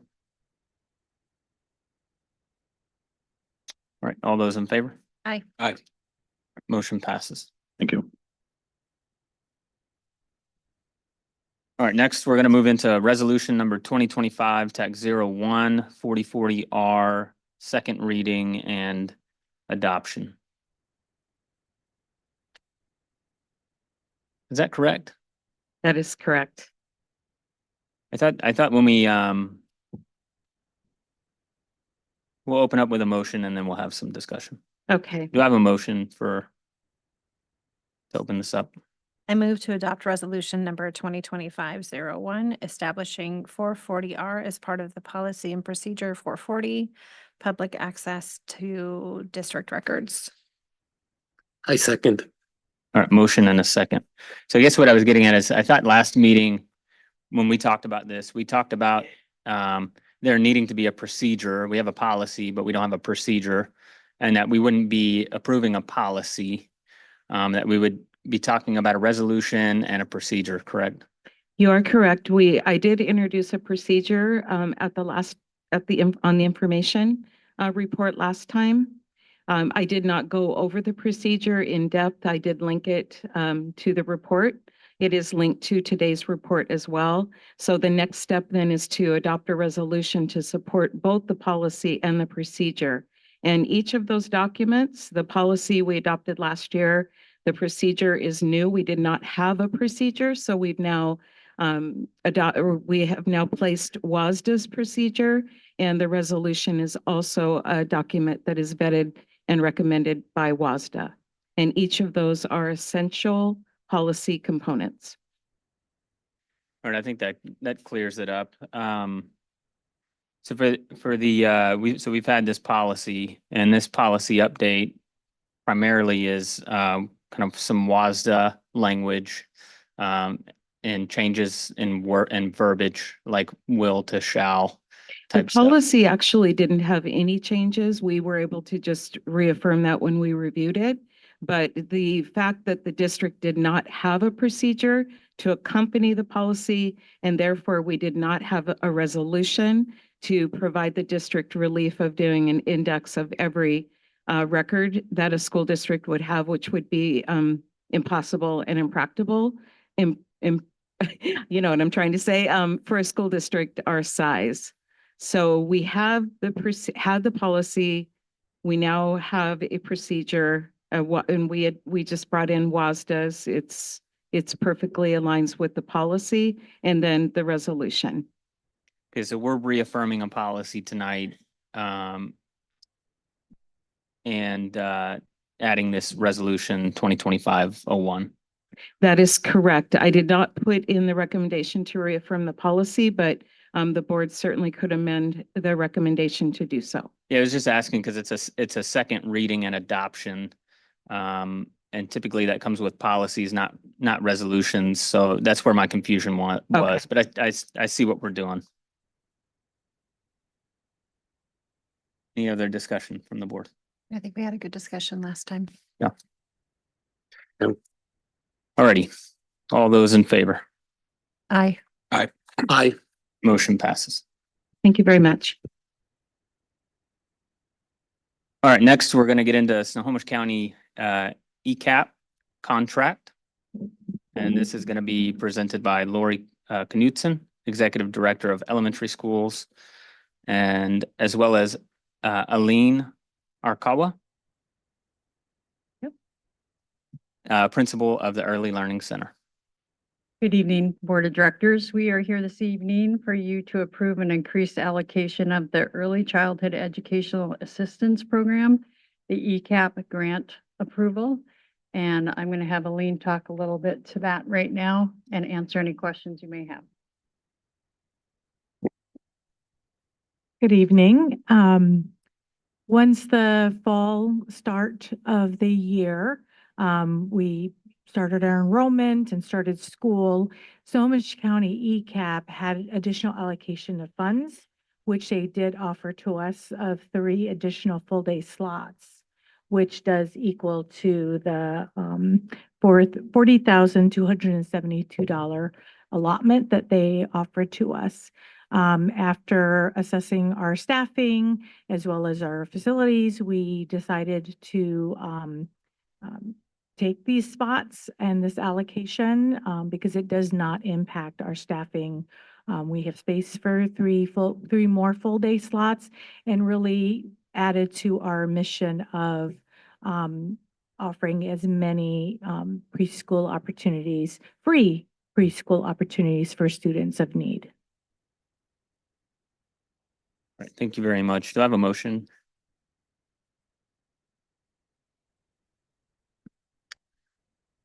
I move to approve the $40,000 grant increase for the 2023-2025 school year. I'll second. And we'll correct that to 24-25 school year. No worries. All right, motion and a second. Any discussion? Well, I would say anytime someone wants to give us a little more money, that's generally a good thing. Happy to see that. And then just a quick question, can you remind me how many preschool students we have right now? Right About- now, we have 354 and 5 registrations that are in process. Okay, and are those mostly 4-year-olds or 3 to 4? Mix of 3 and 4-year-old. I don't have that breakdown, but yeah. Just curious. Mm. Thank you. Any other discussion from our board?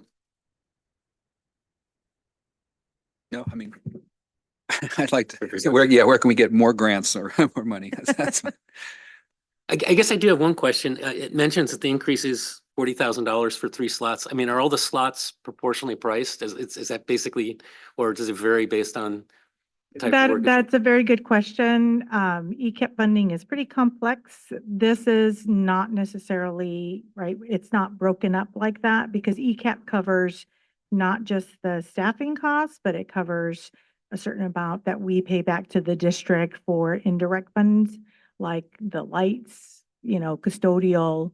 But it's not proportional in that sense because there's a whole nother chunk that we spend no matter how many kids we have, right? Okay. Thank you. So I guess I have a related question, and it really maybe is for Brandon and maybe for Lori at some point. I would be curious to look at our model and then the pre-K model and just to understand if there's different ways of funding preschool services that are maybe more cost effective for us, or if the ECAP option is the best one. So there is a transitional K model and many districts do one or the other or both. That is possible.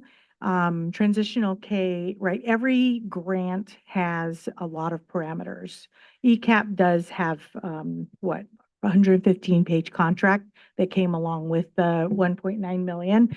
The thing about transitional K is it needs to be a certificated preschool teacher, which is difficult to staff. Okay. And it needs to be housed generally within an elementary school building because the students in transitional K need to have access to library, PE, right? So everything that we offer the whole school needs to be offered to preschool. And so that really does change the dynamic of the staffing of elementaries as well as looking at the facilities. There is a lot of money invested in ECAP because that building had to be transformed with the preschool, 2 preschool playgrounds. MP has one as well. The toilets are different. The configuration of the classrooms are different. And so there's some real facility costs that are involved in every preschool program. And so since years ago, when we invested in ECAP gave us those grant monies to create that campus. So if we wanted to look at transitional K, it would be housed in a different place, which would require the facility upgrades. But really, right, that our ELC campus can't house transitional K because of the requirements of that grant. Okay, thank you. Yeah. I should have directed my question to you. I apologize. I've been learning a lot. Yeah.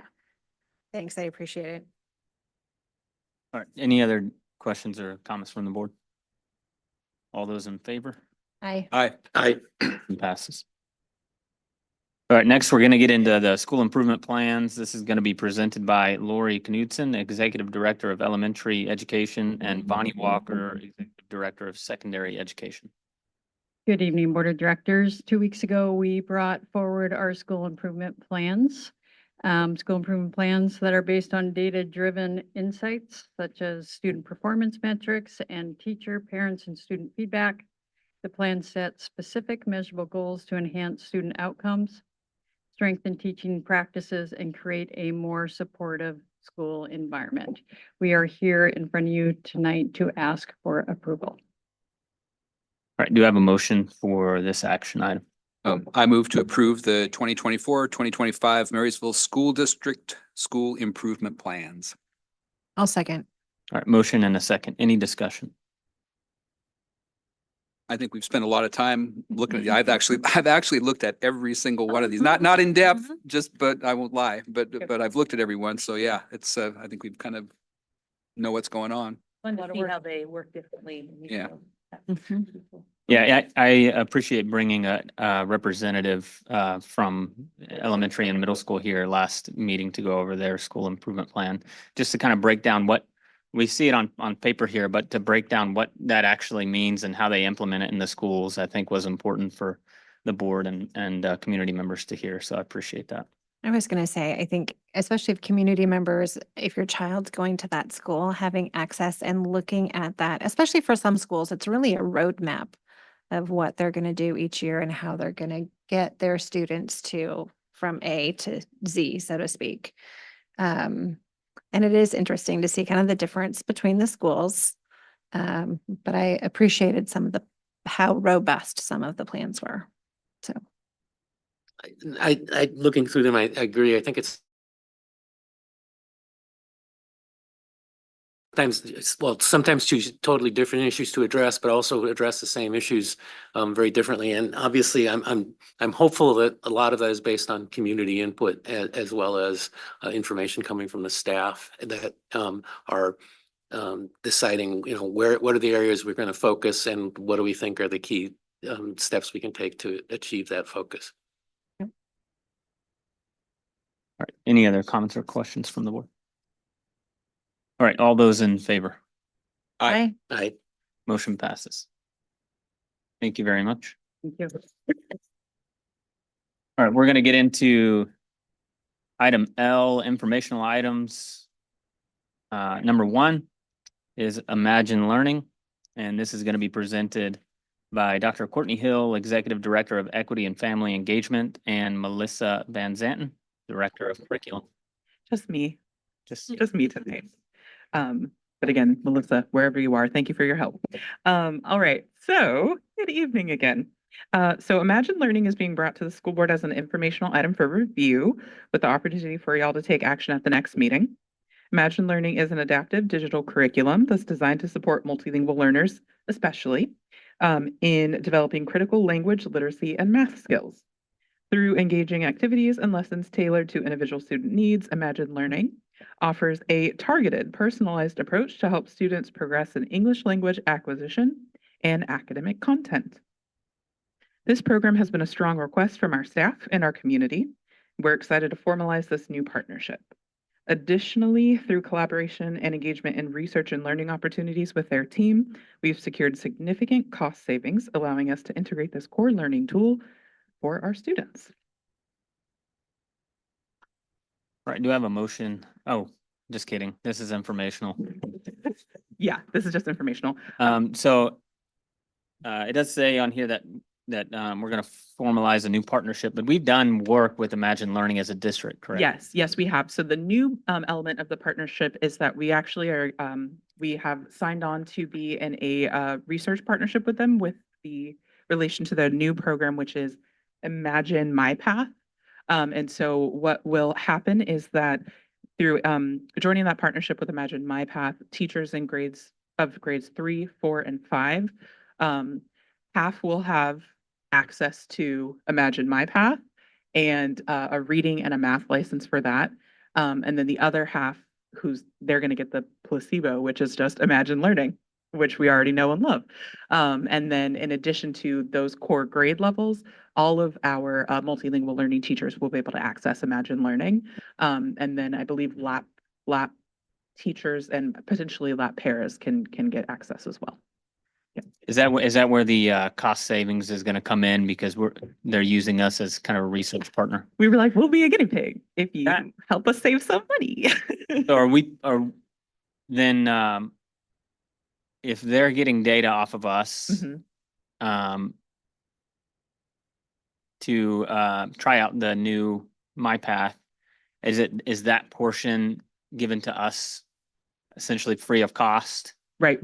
So that's what's given to us at a reduced cost. And that also is what gives us the reduced cost for every other element, including the traditional Imagine Learning language and literacy. And then that will also include up to 8 webinar PD sessions and 1 in-person webinar PD session.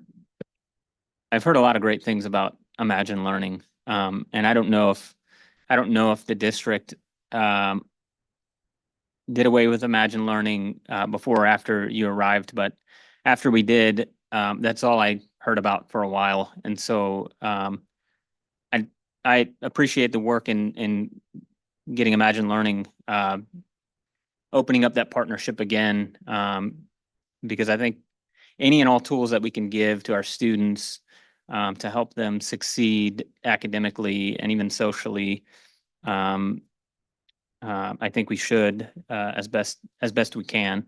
And I think opening ourselves up to this type of partnership is kind of a win-win for the district because we're getting that and we're getting it at a reduced cost. And also we're building that partnership with Imagine Learning. Yeah. No, it's truly phenomenal. And what I like about the research element with the Imagine My Path program is that we'll be able to offer that to kiddos who didn't have access to Imagine Learning before. So we're kind of expanding the population we're able to reach and figuring out new ways to do that. So I'm just excited to learn along with the team. And I'll talk a little bit more, but I can talk about this a little bit more next time when we vote on it. But the team from Imagine Learning is more than willing to come to a board meeting and share what they learned throughout their research process. So I think I would welcome that. And because I'm always last, I'm going to ask one more question and maybe take some questions away from you all.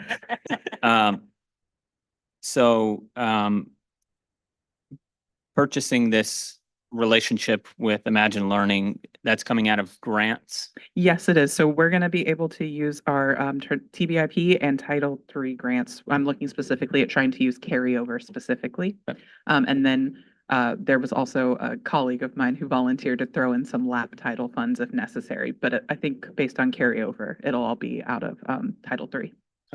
Thank you very much. So you did, in fact, take some of my questions. Good. I got a couple.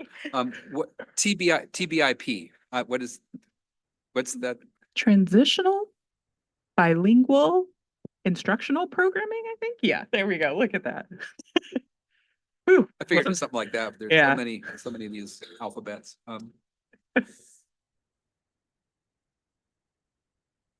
So implementation in the classroom, what does that look like? If I walked in, what would I see?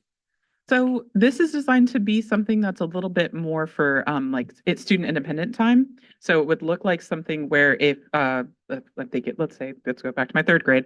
So if a teacher wants to pull a small group to the class for a certain amount of time, while that teacher is working with that small group on a particular skill off of the tier 1 lesson, then kids could be on Imagine Learning, working on whatever it is that their individual goals are. The program actually includes an assessment that is like a screener. So then you find out exactly what areas that you as a student need to work on. And so that's kind of what you would see is, teacher working with group over here, kids working on their individualized skills over here.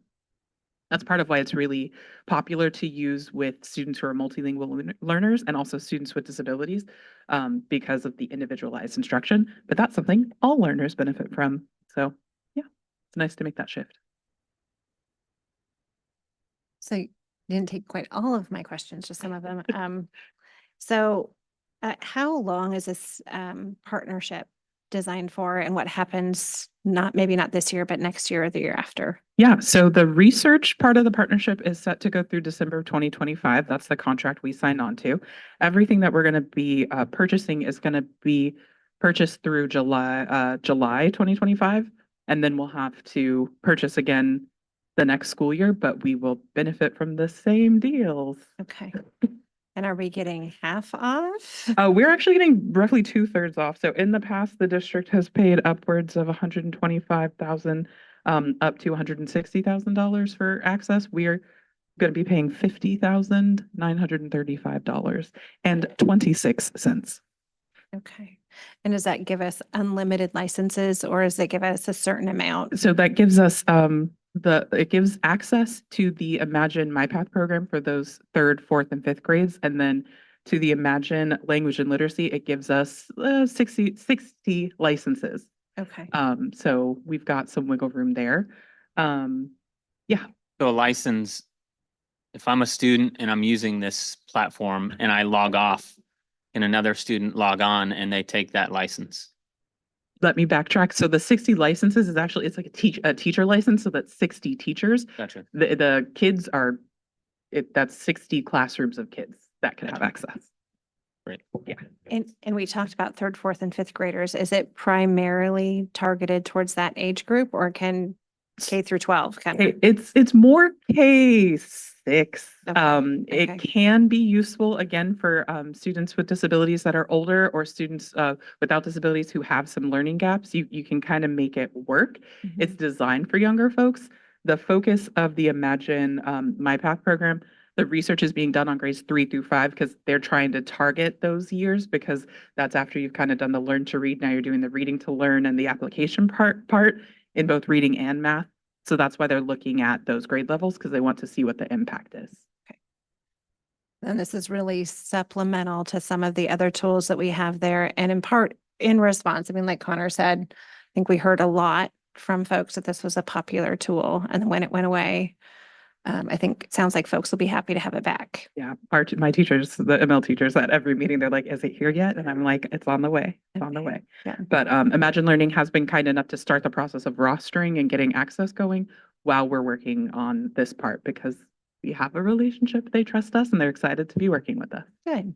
All right. Thank you. Oh, one thing I did want to add, because it's technically separate from this $50,935, is that we will also be paying $327 for Imagine Espanol, which is a Spanish version of Imagine Learning used for, that's going to be used in middle school. And then that is something that high school might benefit from, as well as at Marshall Elementary, because they have a home language class, like kind of like a dual language class. So Did you say 327? $327. Yeah. I didn't know if you meant thousand No, or 327, like little dollars, just like couch change comparatively. But I did want to make sure I shared that too. I appreciate it. That's great. It would be fun to learn a little bit more about that dual language class at Marshall at some Yeah, point. go see it. It's good stuff. All right. Any other comments or questions from the board? Yeah, I have a couple. You mentioned that the funding's coming from, off budget sources, the carryover funds and Title III grants. Is that being reprogrammed from some other use, or is that just currently available funds that had been unallocated? It's currently available funds. So yeah, we're going to use them. That's what the carryover is. It's money that we had planned to use last year, but we didn't. So we're going to use it right now. And it's currently unallocated. It's not. It's not presently allocated. So we'll be using it toward this, and then I'm making a few additional adjustments based upon the needs that we're noticing this year in our programs. Okay, and are there any additional equipment costs that would be incurred to be running on current equipment? Yep. Again, we're not going to have to repurpose equipment. And then I'd really, it's probably not the wrong forum, but really like to understand more about what the difference is between Imagine Learning and Imagine My Path is. And I don't know if maybe if you got some materials you could share. I will share that with you all. Yes. And then finally, I should know this, but I don't. Did the teachers, is this a product where there's a defined process on how the teachers use it, or do they have a lot, does an individual teacher have a lot of discretion on how it's used in their classroom? I'm going to say yes to both of those. So Okay. it's kind of, you can have more guidance. And so like the professional learning sessions that are included with this package could be engaging with teachers to help them think of particular ways or structures to use these programs in. Or if you already have a way that you do things, you can just fold it into what you're already doing and go with that. So it can go either way. Okay. Thank you. Yeah, you're welcome. Any other questions?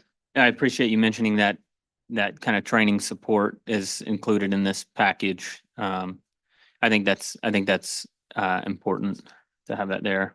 Because to your point, Director Thomas, although we've had Imagine Learning in the past, I would imagine that when we implement this, we might have some teachers who haven't experienced Imagine Learning before, and so introducing these new softwares to, I mean, I think we've already introduced one big piece of software earlier this year. Right. And we're introducing another piece of software.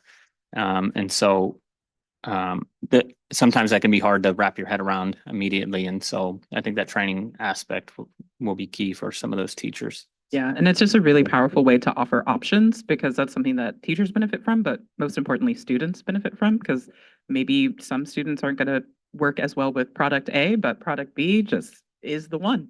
So it's just nice for us to have options so we can reach all of our kids. So can you bring the information that Director Thomas asked during the next meeting? Yeah, I can also email it in advance, but I'll bring it to the next meeting as well. Yeah, I think it'd be good. Okay. Thank you very much. You are welcome. Oh, I'm staying here. All right, next up, policy updates, civil rights law alignment, presented by Dr. Courtney Hill. Well, hello again. Now I'm going to pivot to another part of my work, and we're going to talk about some policies that there are two policies that need to be revised and one that is technically new that we have to make sure we take care of by December, I think it's December 6th. So introducing it now, but you can vote on it at the next board meeting. So these two revised policies and one new policy are for your review. It's in preparation for the next board meeting. The reason why we want to update these policies is to make sure that we are completely aligned with state civil rights law and that we're working to maintain our compliance. So those policies, I believe you have copies of them. And then there's also the statewide civil rights review checklist that's attached for your reference so that you understand the alignment between the civil rights policy, the civil rights review, and then the required policies. Can I just ask one question? Yeah. And I don't have it on hand, but Jane or Jody, do you know if we have two more regular session board meetings before December 6th? In between now and December 6th? It's just one. Second. The December 2nd. Typically, when we go through policies, the board has to approve the policy for first reading.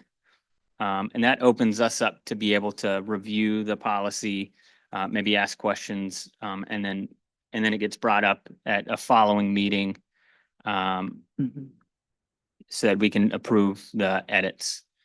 And so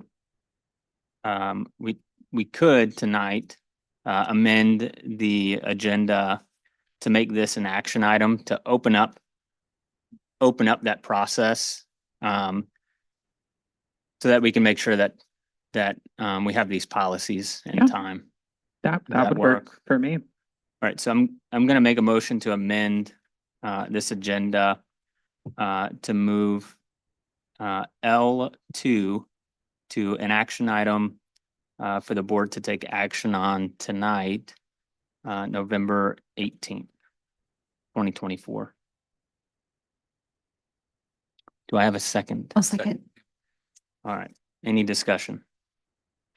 So I'll say, again, whenever we're reviewing policies, in order to open up a policy for the board to be able to approve edits, first we have to approve the policy being opened up to be able to make edits. So that's what we're doing tonight. We're not approving these policies and their edits, but we're just approving the process.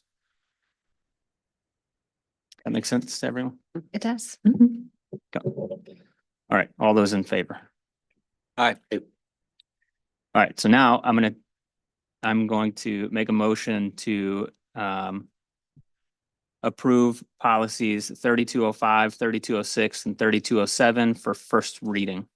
I'll second. All right, motion and a second. All those in favor? Aye. Aye. Are we going to do questions? Do you have questions? I do. Okay. Any discussion? Sorry. So I generally always ask this question, but I'm assuming these are WASDA policies that Yes. their legal team has gone through and, okay, perfect. And then my next question is one that maybe is better answered December 2nd when we move to adoption, but thinking about how we ensure that these policies make it out to the buildings and make it to staff. It's fine if we adopt policies up here and they can be wonderful and lovely, but if folks don't know about them, it makes them much less effective. So I guess I'm just curious about the procedure for getting these policies to staff and making sure that folks understand, what we need to do. Because obviously these are things that, we want to have implemented in the district and in our school buildings. So.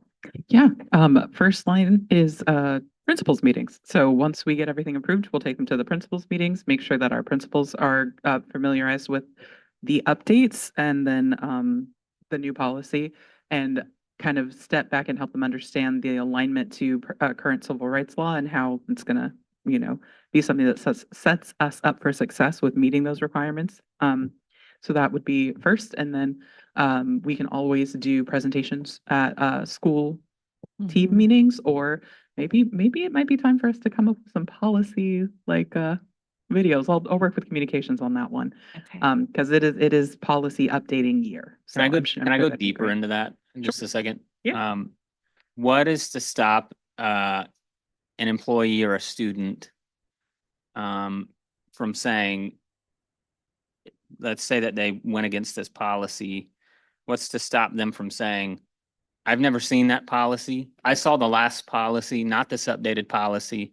So, and the school district didn't make sure that I was trained on this policy. Do we have like a policy revision acknowledgement that we require of? So using the phone a friend lifeline, Vector. So that's a system that we can use to make sure that folks see the updated policy. Questions, comments from other board members? All right, all those in favor? Aye. Aye. Motion passes. Thank you very much. All right, next, we're going to move into an informational item.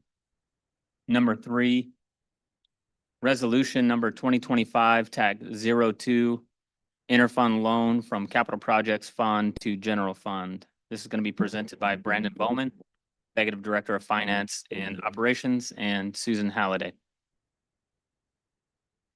Good evening, board directors, President Krebs. Tonight I stand before you to ask for your review of an informational for a loan from our capital funds project. The general fund is estimated to be unable to meet the district's financial obligations as early as December of 2024. An interfund loan of up to $3.5 million is requested from the capital project fund to temporarily meet cash flow needs. This will be repaid by December 1st of 2025 with interest. The exact loan amount and interest rate is to be calculated at the time of approval from the board, and that's set for the December 2nd meeting. All previous interfund loans from the capital projects fund have been repaid in full, including earned interest. Now, ideally, we'd have fund balance reserves to manage the ebbs and flows of our revenues and expenses. But in the absence of those, an interfund loan is the most efficient and least costly way for the district to fund these cash flow needs. Another point is last year we borrowed $5 million at this point. Now we're looking for up to $3.5 million. So that amount is decreasing with the amount of controllership that we have in our expenditures. I'll ask any questions from the board. Any other questions from So, members? yes. I will just say that, as a board member, there have been a few votes that I've had to take that have been highly uncomfortable, and having to borrow from capital funds was one of those. But when you're faced with the choice of people getting paid, right, or borrowing from capital funds, obviously we want folks to get paid. And I do appreciate that it has been part of our plan since April or May, whenever we submitted our first financial plan to OSPI, and we mapped out our cash flow that we would repay in November, and we knew we would need to borrow some more money to be able to make payroll. We obviously want folks to get paid.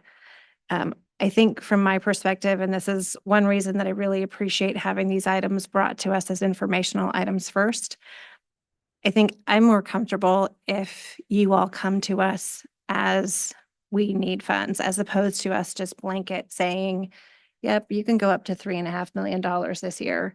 If we are short in December and it's by $2 million, I guess I'd prefer that the board gets a resolution that says we need to borrow $2 million from capital funds. And then if it's, June, because I think it's June, that's another kind of tough cash flow month, that you all come to us at that point in time and say, we need whatever it is that we might need. But that's just kind of my 2 cents. So. I appreciate your comment there, Director Michael, because if we're requesting to take out the lump sum of what we think we're going to need this school year, let's say after we've approved this, how soon does that money get shoved over into our general fund?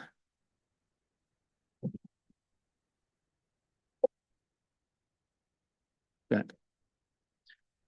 And so Yeah. once that money goes into our general fund, that money is fungible, right? And so if we have any expenditures past what we think we needed, the 3.5 million, what's to stop us? We see this big chunk of cash in our general fund. What's to stop us from eating away at that month after month? And then we come to the end of the year and we say, we asked for this 3.5. Now we're going to need a little more because we had some unintended expenses versus when we, to your point, when we need that money, then coming to the board and saying, we're going to need 2 million this month. Does that make sense? Yeah, so we do have that possibility of moving those funds pretty quickly. And the reason why I have this year's resolution as up to is because we are working on deciding what that amount is. It could be 2.5. We're working through the budget cycle with this revision. And so with that revision, I will have a more exact number, but it will not be over 3.5. Okay. Any other comments, sir? Well, it's not ideal, but it's not a surprise either. I mean, and I think unfortunately, we're going to have to continue with this for a while longer until we can get out of this situation that we're in.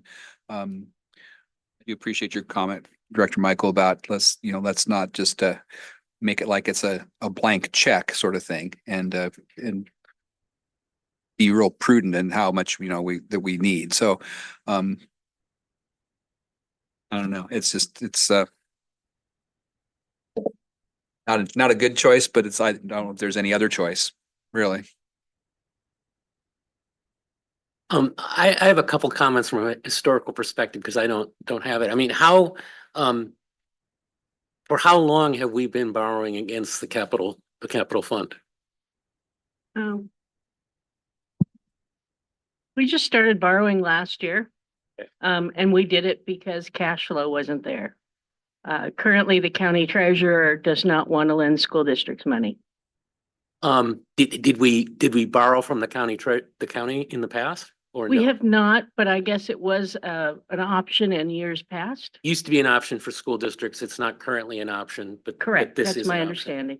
Okay, and so we started borrowing last year. What's been our history on repayment? Have we been paying ahead of schedule, on schedule, behind schedule? The interfund loan that we took out last November for $5,000. Million. We're allowed to take out the loan for, it's either, I'm unclear whether it's 364 days or 365 days. We have to pay it back before that time. Last year, we took it out, I want to say the latter part of November, and we paid it back early November this year. Okay. We did take out a couple small little loans that were only for a couple months here and there, but the $5 million has been repaid in less than 364 days with interest. Okay. I was going to say, again, it's one of those things, right? If we have fund balance, you don't need to go to your capital fund, right? So. And we'd rather not borrow the money if we don't have to, in part because why would general fund pay interest if we don't have to? Right. Sorry, I didn't mean to interrupt you. Okay, thank you. All right, any other comments or questions from the board? All righty, thank you very much.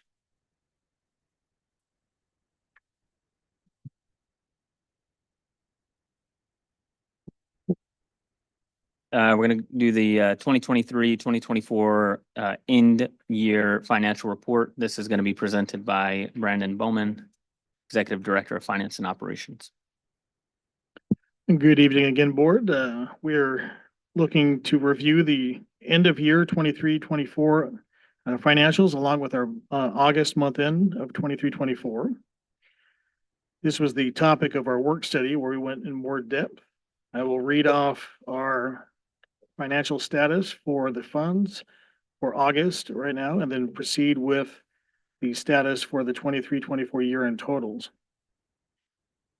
For the month of August, we had revenues of 19,500,000 and expenditures of 16.9 million. This represented budget favorability of 2.6 million in the general fund. In the capital projects fund, we had revenues of 4.5 million against expenditures of 5.1 million, representing a $500,000 operational loss. In the transportation vehicle fund, we had revenues of 998,000 with 0 expenditures, resulting in that 998,000 remaining. In our associated student body fund, we had revenues of $89,906 and expenditures of $73,836, representing an operational surplus of $16,070. And in our debt service fund, we had revenues of $40,353 with 0 expenditures, resulting in the operational surplus of $40,353. Moving on to the 23-24 year-end totals. In the general fund, we had a beginning fund balance of 9.8 million with revenues of 181 million, expenditures of about 190 million, and an ending fund balance of 947,000. In our capital projects fund, we had a beginning fund balance of 8.6 million, revenues of 5.5 million, expenditures of 6.6 million, and an ending fund balance of 7.6 million. In our transportation vehicle fund, we had a beginning fund balance of 1.3 million, revenues of 1 million, expenditures of 800,000, and an ending fund balance of 1.6 million. In our associated student body fund, our beginning fund balance was 1.3 million, revenues of 1 million, expenditures of 800,000, and an ending fund balance of 1.5 million. And in our debt service fund, we had a beginning fund balance of 6 million, revenues of 9.5 million, expenditures of 9.4 million, and an ending fund balance of 6.1 million. I can now entertain any questions. Are there any questions or comments from the board? I've got a couple. I like numbers. I just curious, the capital projects fund, the original budget was only 500,000 of revenue and it was actually over 5 million. What is that? Yeah, so I believe that is from our distress funds grant. So Okay. those revenues are not realized until they are spent. And so they are not budgeted discreetly like that. Okay. So you did not include them in the budget because you had not, they were not included in the, even though you were intending to spend them, you did not include them in the budget for exactly what reason? I think it's just the variability of the projects. Okay. I would imagine, is it because Comment to that, please? Yeah. do you not count it as revenue until you've received it? Well, we didn't But know we were that's gonna the- get it until Right. Olympia passed it. I Right. mean, it was a piece of funding that I think, There's a second part to it, which is the totem seismic retrofit. Uh-huh. That was also spend it and get reimbursed 48 hours later. Okay. And so we had several $1 million left this year. If you remember, we did the majority of the work this summer. Okay. And so all that money went out and came right back in. So that's where it came in as a revenue for Brandon, as well as the money we spent on the distressed schools grant. But that was that 1.4 million I referenced earlier. Okay. I think I understand. I might have some follow-up questions for you later, but and then I'm just curious on the huge variation between the budget for the associated student body revenues and expenditures versus the actuals. What was, did something like move totally out of that budget? Yeah, the simple answer to this is the budget is created by the students. Ah, And so maybe some of those assumptions were off. got it. Okay. That's probably enough then. Thank you. Any other comments or questions from the board? No, I think we had a pretty robust discussion during our work study, and I guess I recognize that we ended in a financial position that was better than what we had budgeted, right? I mean, so our guesstimate, if you will, at the beginning of the year, I'm glad we're in the black. That's good, but we still, our expenses still exceeded our revenue. So, more tough decisions ahead for all of us, unfortunately. Thank you very much. Thanks, Brandon.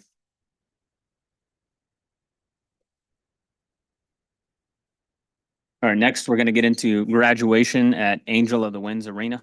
This is going to be presented by Bonnie Walker, Executive Director of Secondary Education. Good evening, Board of Directors and community. Today I am coming to you with a informational report about how we can hold 2 of our 4 high school graduations at Angel of the Winds Arena. So a little less technical than the budget conversation you were just having, but still very important. So traditionally, Marysville School District graduations are held at the Angel of the Winds Arena, specifically for our larger high schools to accommodate the families, grandmas, grandpas, all that stuff that would like to come. Originally this year, we thought we were going to have to find a way to pack everyone into our outdoor stadium with limited seating. But with the generous support of our boosters, we believe that we can bring a majority of this back where it needs to be. So it does have a budgetary impact, and so I'll kind of go over that with you. But the anticipated cost for the venue, that's total cost of the venue, is $25,100 to hold both Marysville Pilchuck and Marysville Getchell graduations there. Those are those large ones that won't fit in many of our spaces here on site. The boosters have committed to raising $12,000, which brings the venue's cost to the district down to $13,100.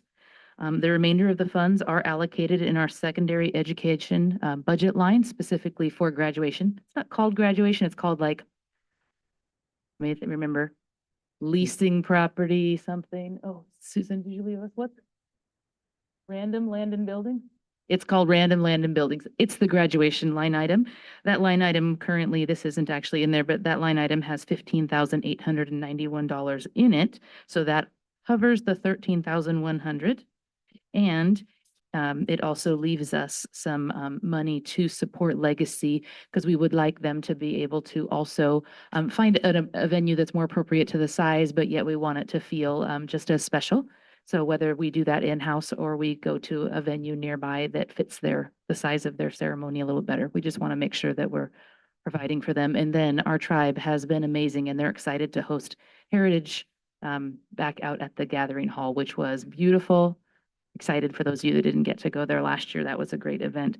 Let's see here. This contract requires a deposit of $8,600 that's due on December 11th. So that would be our upfront costs as we work together with the boosters to get the rest of it ready. Everything else, we don't even get the bill until, my goodness, I think it's late June, almost July, probably, because they have to do all the people that came out for the event. Any questions, since it's informational? So that the initial 8,000 will come out of our budgeted line item of, you said we have 15,000. We do. We have almost 16,000, just about $100 less than 16,000 in that line item that's already been budgeted for this year for graduation. I think it's important to send these students off well. I think it's important for the students, it's important for the families, and so I appreciate the boosters for chipping in and making sure that this happens. The Angel of the Winds venue for high school graduation is excellent. I remember, I think it was 2 or 3 years ago. It was the year that we came back from the COVID, and we had to perform graduation. I think we performed it at MPHS, and it was raining outside, and it was still a great venue and I think it was a job well done, but it doesn't match the Angel of the Winds arena. Being able to be sent off in that arena, I think is special. And although I didn't go to the Heritage graduation last year, I went 2 years ago, and you're right, um, it was a wonderful venue also.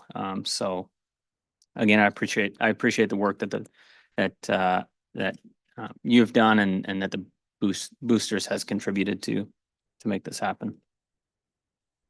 Any other? Yeah, love the boosters, and their commitment to raising the 12,000, but that has not been raised yet. Correct. And so what happens if, with all good intentions, they come up with 6,000? Then does the district make up that other six that they're short? I don't know, Brandon's giving me the evil eye. Did you say we would be short? Yes. And we'd be out probably our deposit? Yes. Seems We like- don't really have secret money to put in it. This is what we have. This is what they've committed to. So we really don't have a whole heck of a lot of extra pockets, if you will. Yeah. Another thing, and I'll probably get strung up for this, but has there ever been any consideration of doing a graduation for our entire district? I know we have separate schools and they have their pride and everything, but we are one community. I see a lot of positives that maybe have, I don't know if it would save any money, but to have a large graduation with all our graduating seniors as part of one ceremony to kind of bring unity to our community.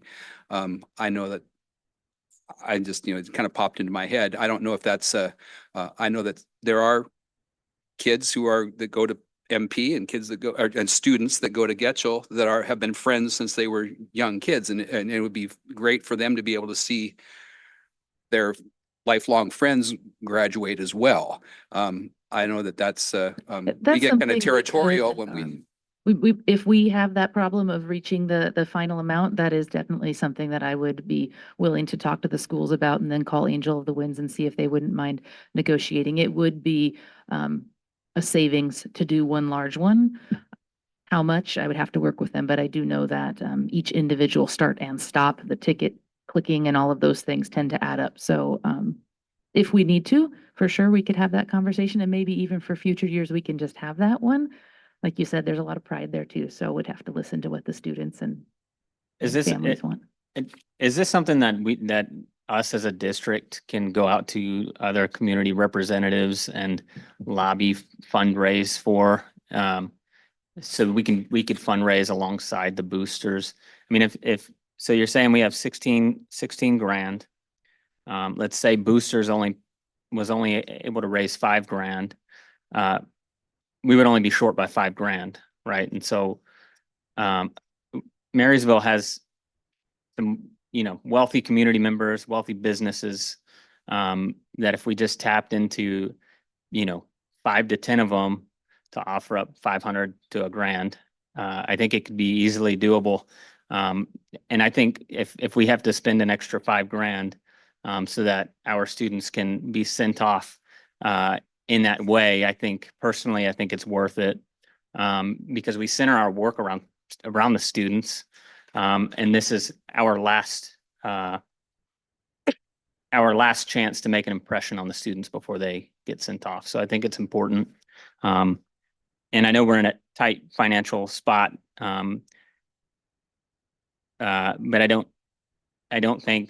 I think if we can make that extra, whatever it is, 5 grand, 10 grand happen, I think that we should. So I don't know. I know the boosters are helping, to potentially fundraise for this. Do we have other resources or avenues that we can go down so that we can make sure that we are able to at least raise the appropriate amount of funds? So I'll start by saying that it's really exciting that we're doing a joint boosters fundraiser. So we are raising for Marysville School District. We're not raising for Getchell Pilchuck. So that in and of itself is really exciting.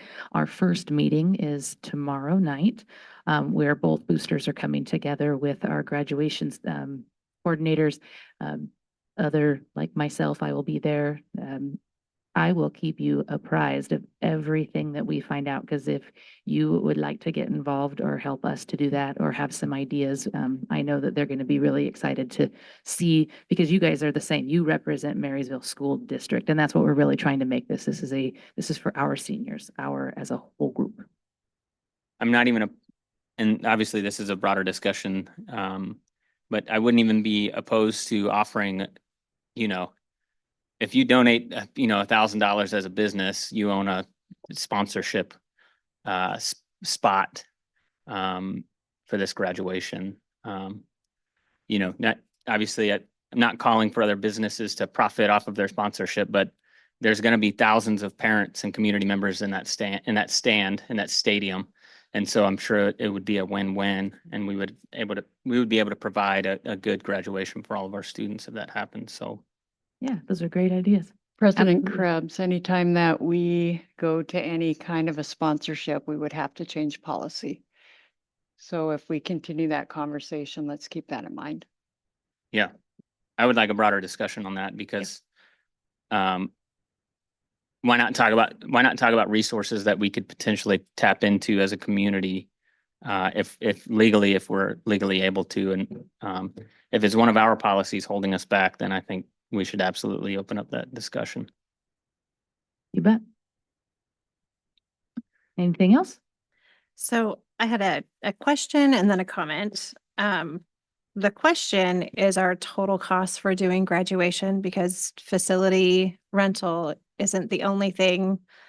I know we have robes and we have flowers and we have other things. So I guess I'm curious if we know what that number is, and if we don't right now, that's okay. And then my comment is, first of all, I love that it's a joint fundraising effort. And we have some powerhouse parents that do an amazing job of fundraising, that raise 25,000 plus for RC teams, that send our band kids to Disneyland and Idaho and all over the place. And yeah, $15,000.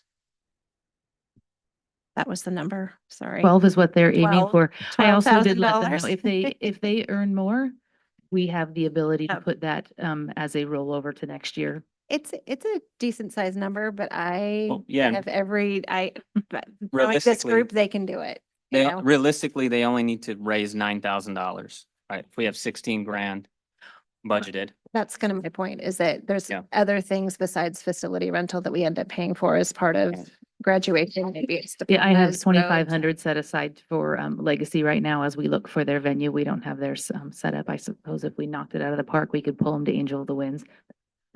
The venue's large, but then we're all there and in order. So I think stumbling over too much money sounds like a great conversation. Right.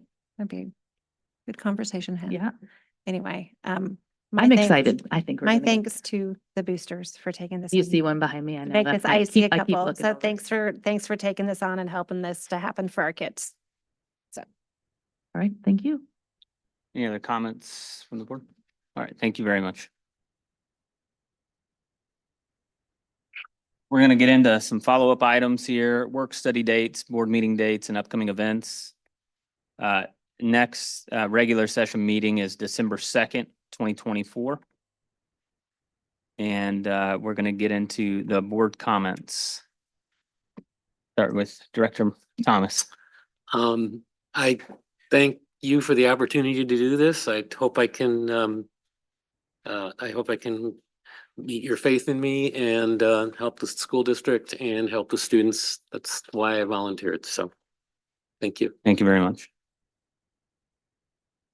Yeah, I'd like to welcome Director Thomas. Thank you. It's nice having another financial person up here, because that is not my wheelhouse. And so more people to ask questions about the important things, the better. Also want to remind people that, well, we won't see you before, but a happy Thanksgiving to everyone out there coming up. It's a time where, especially again, I'm thinking back to the McKinney-Vento and the foster families and the people that were in here tonight, that it's a real tough time of year. I know that they'll be delivering meals, not next week, but the week after, to families. If you have any extra giving that you can do. Whether you give it to the food bank, whether you donate to your church, whether you donate it to McKinney-Vento, it's a time where to help out those less fortunate than us. And so all year round, it should be a thing, but especially this time of year, it makes a big difference. One of the best things I've done was when I worked with McKinney-Vento, was going and delivering Thanksgiving meals to families. And it really made an impact that at least they had you knew that the family had a good meal for one day at least. And so it makes a huge difference. So thank you very much. Thank you. Welcome. Thank you so much for joining us up here in the hot seat. We're really glad to have you. And I just really appreciated tonight recognizing both military families and then our homeless and foster youth. And one of the things that struck me is really the resilience of both. And when I was a young parent and had preschoolers, a good friend, her husband was deployed, and I kept thinking, all of those things, it's challenging enough when there's two parents in the household and you've got lots of young kids. She had to put her kids in the car seat every time she needed to go and get milk, right? And just some of those things. And so I really appreciate, just the day-to-day sacrifice of our military families. As well as all of the work that Deanna and her team do to help support our kids. Really appreciate the recognitions tonight of some really outstanding students. We know we have some fabulous students out there. And same for staff. It was so fun to see the Sunnyside staff here tonight because we know that happens in our schools every single day. So I love seeing that. And then, regarding FOC, I did have the opportunity to sit in I think it was Thursday.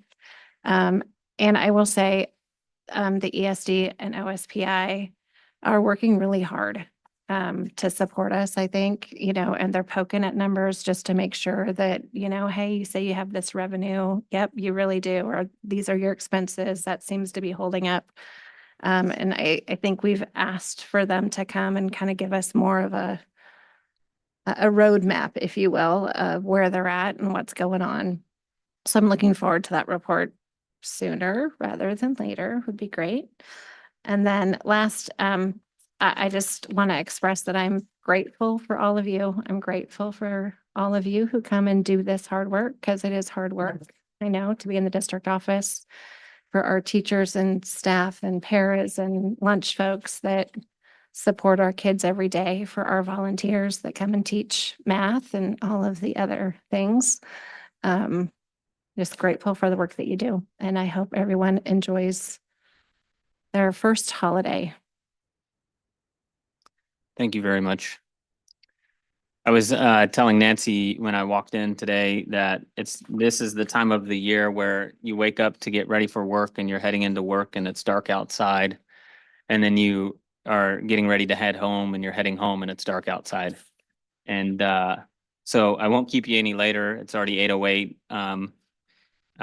I will say it's worth it being up here until past 8. If we get to start our meeting, introducing the talent of our students, recognizing our students and recognizing our staff. For the past 3 meetings, we have done that. And it's been just a joy to see. And I hope that it has been a joy for the community to see as well. There's not enough positive media about Marysville, but we have an abundance of positive things happening in our school district, and that's been on showcase the last 3 meetings. Again, being the last to speak, there's not much else I can say that hasn't already been said, so I will go ahead and end the meeting, and we will adjourn, and it is 8:09, November 18th, 2024. Thank you very much.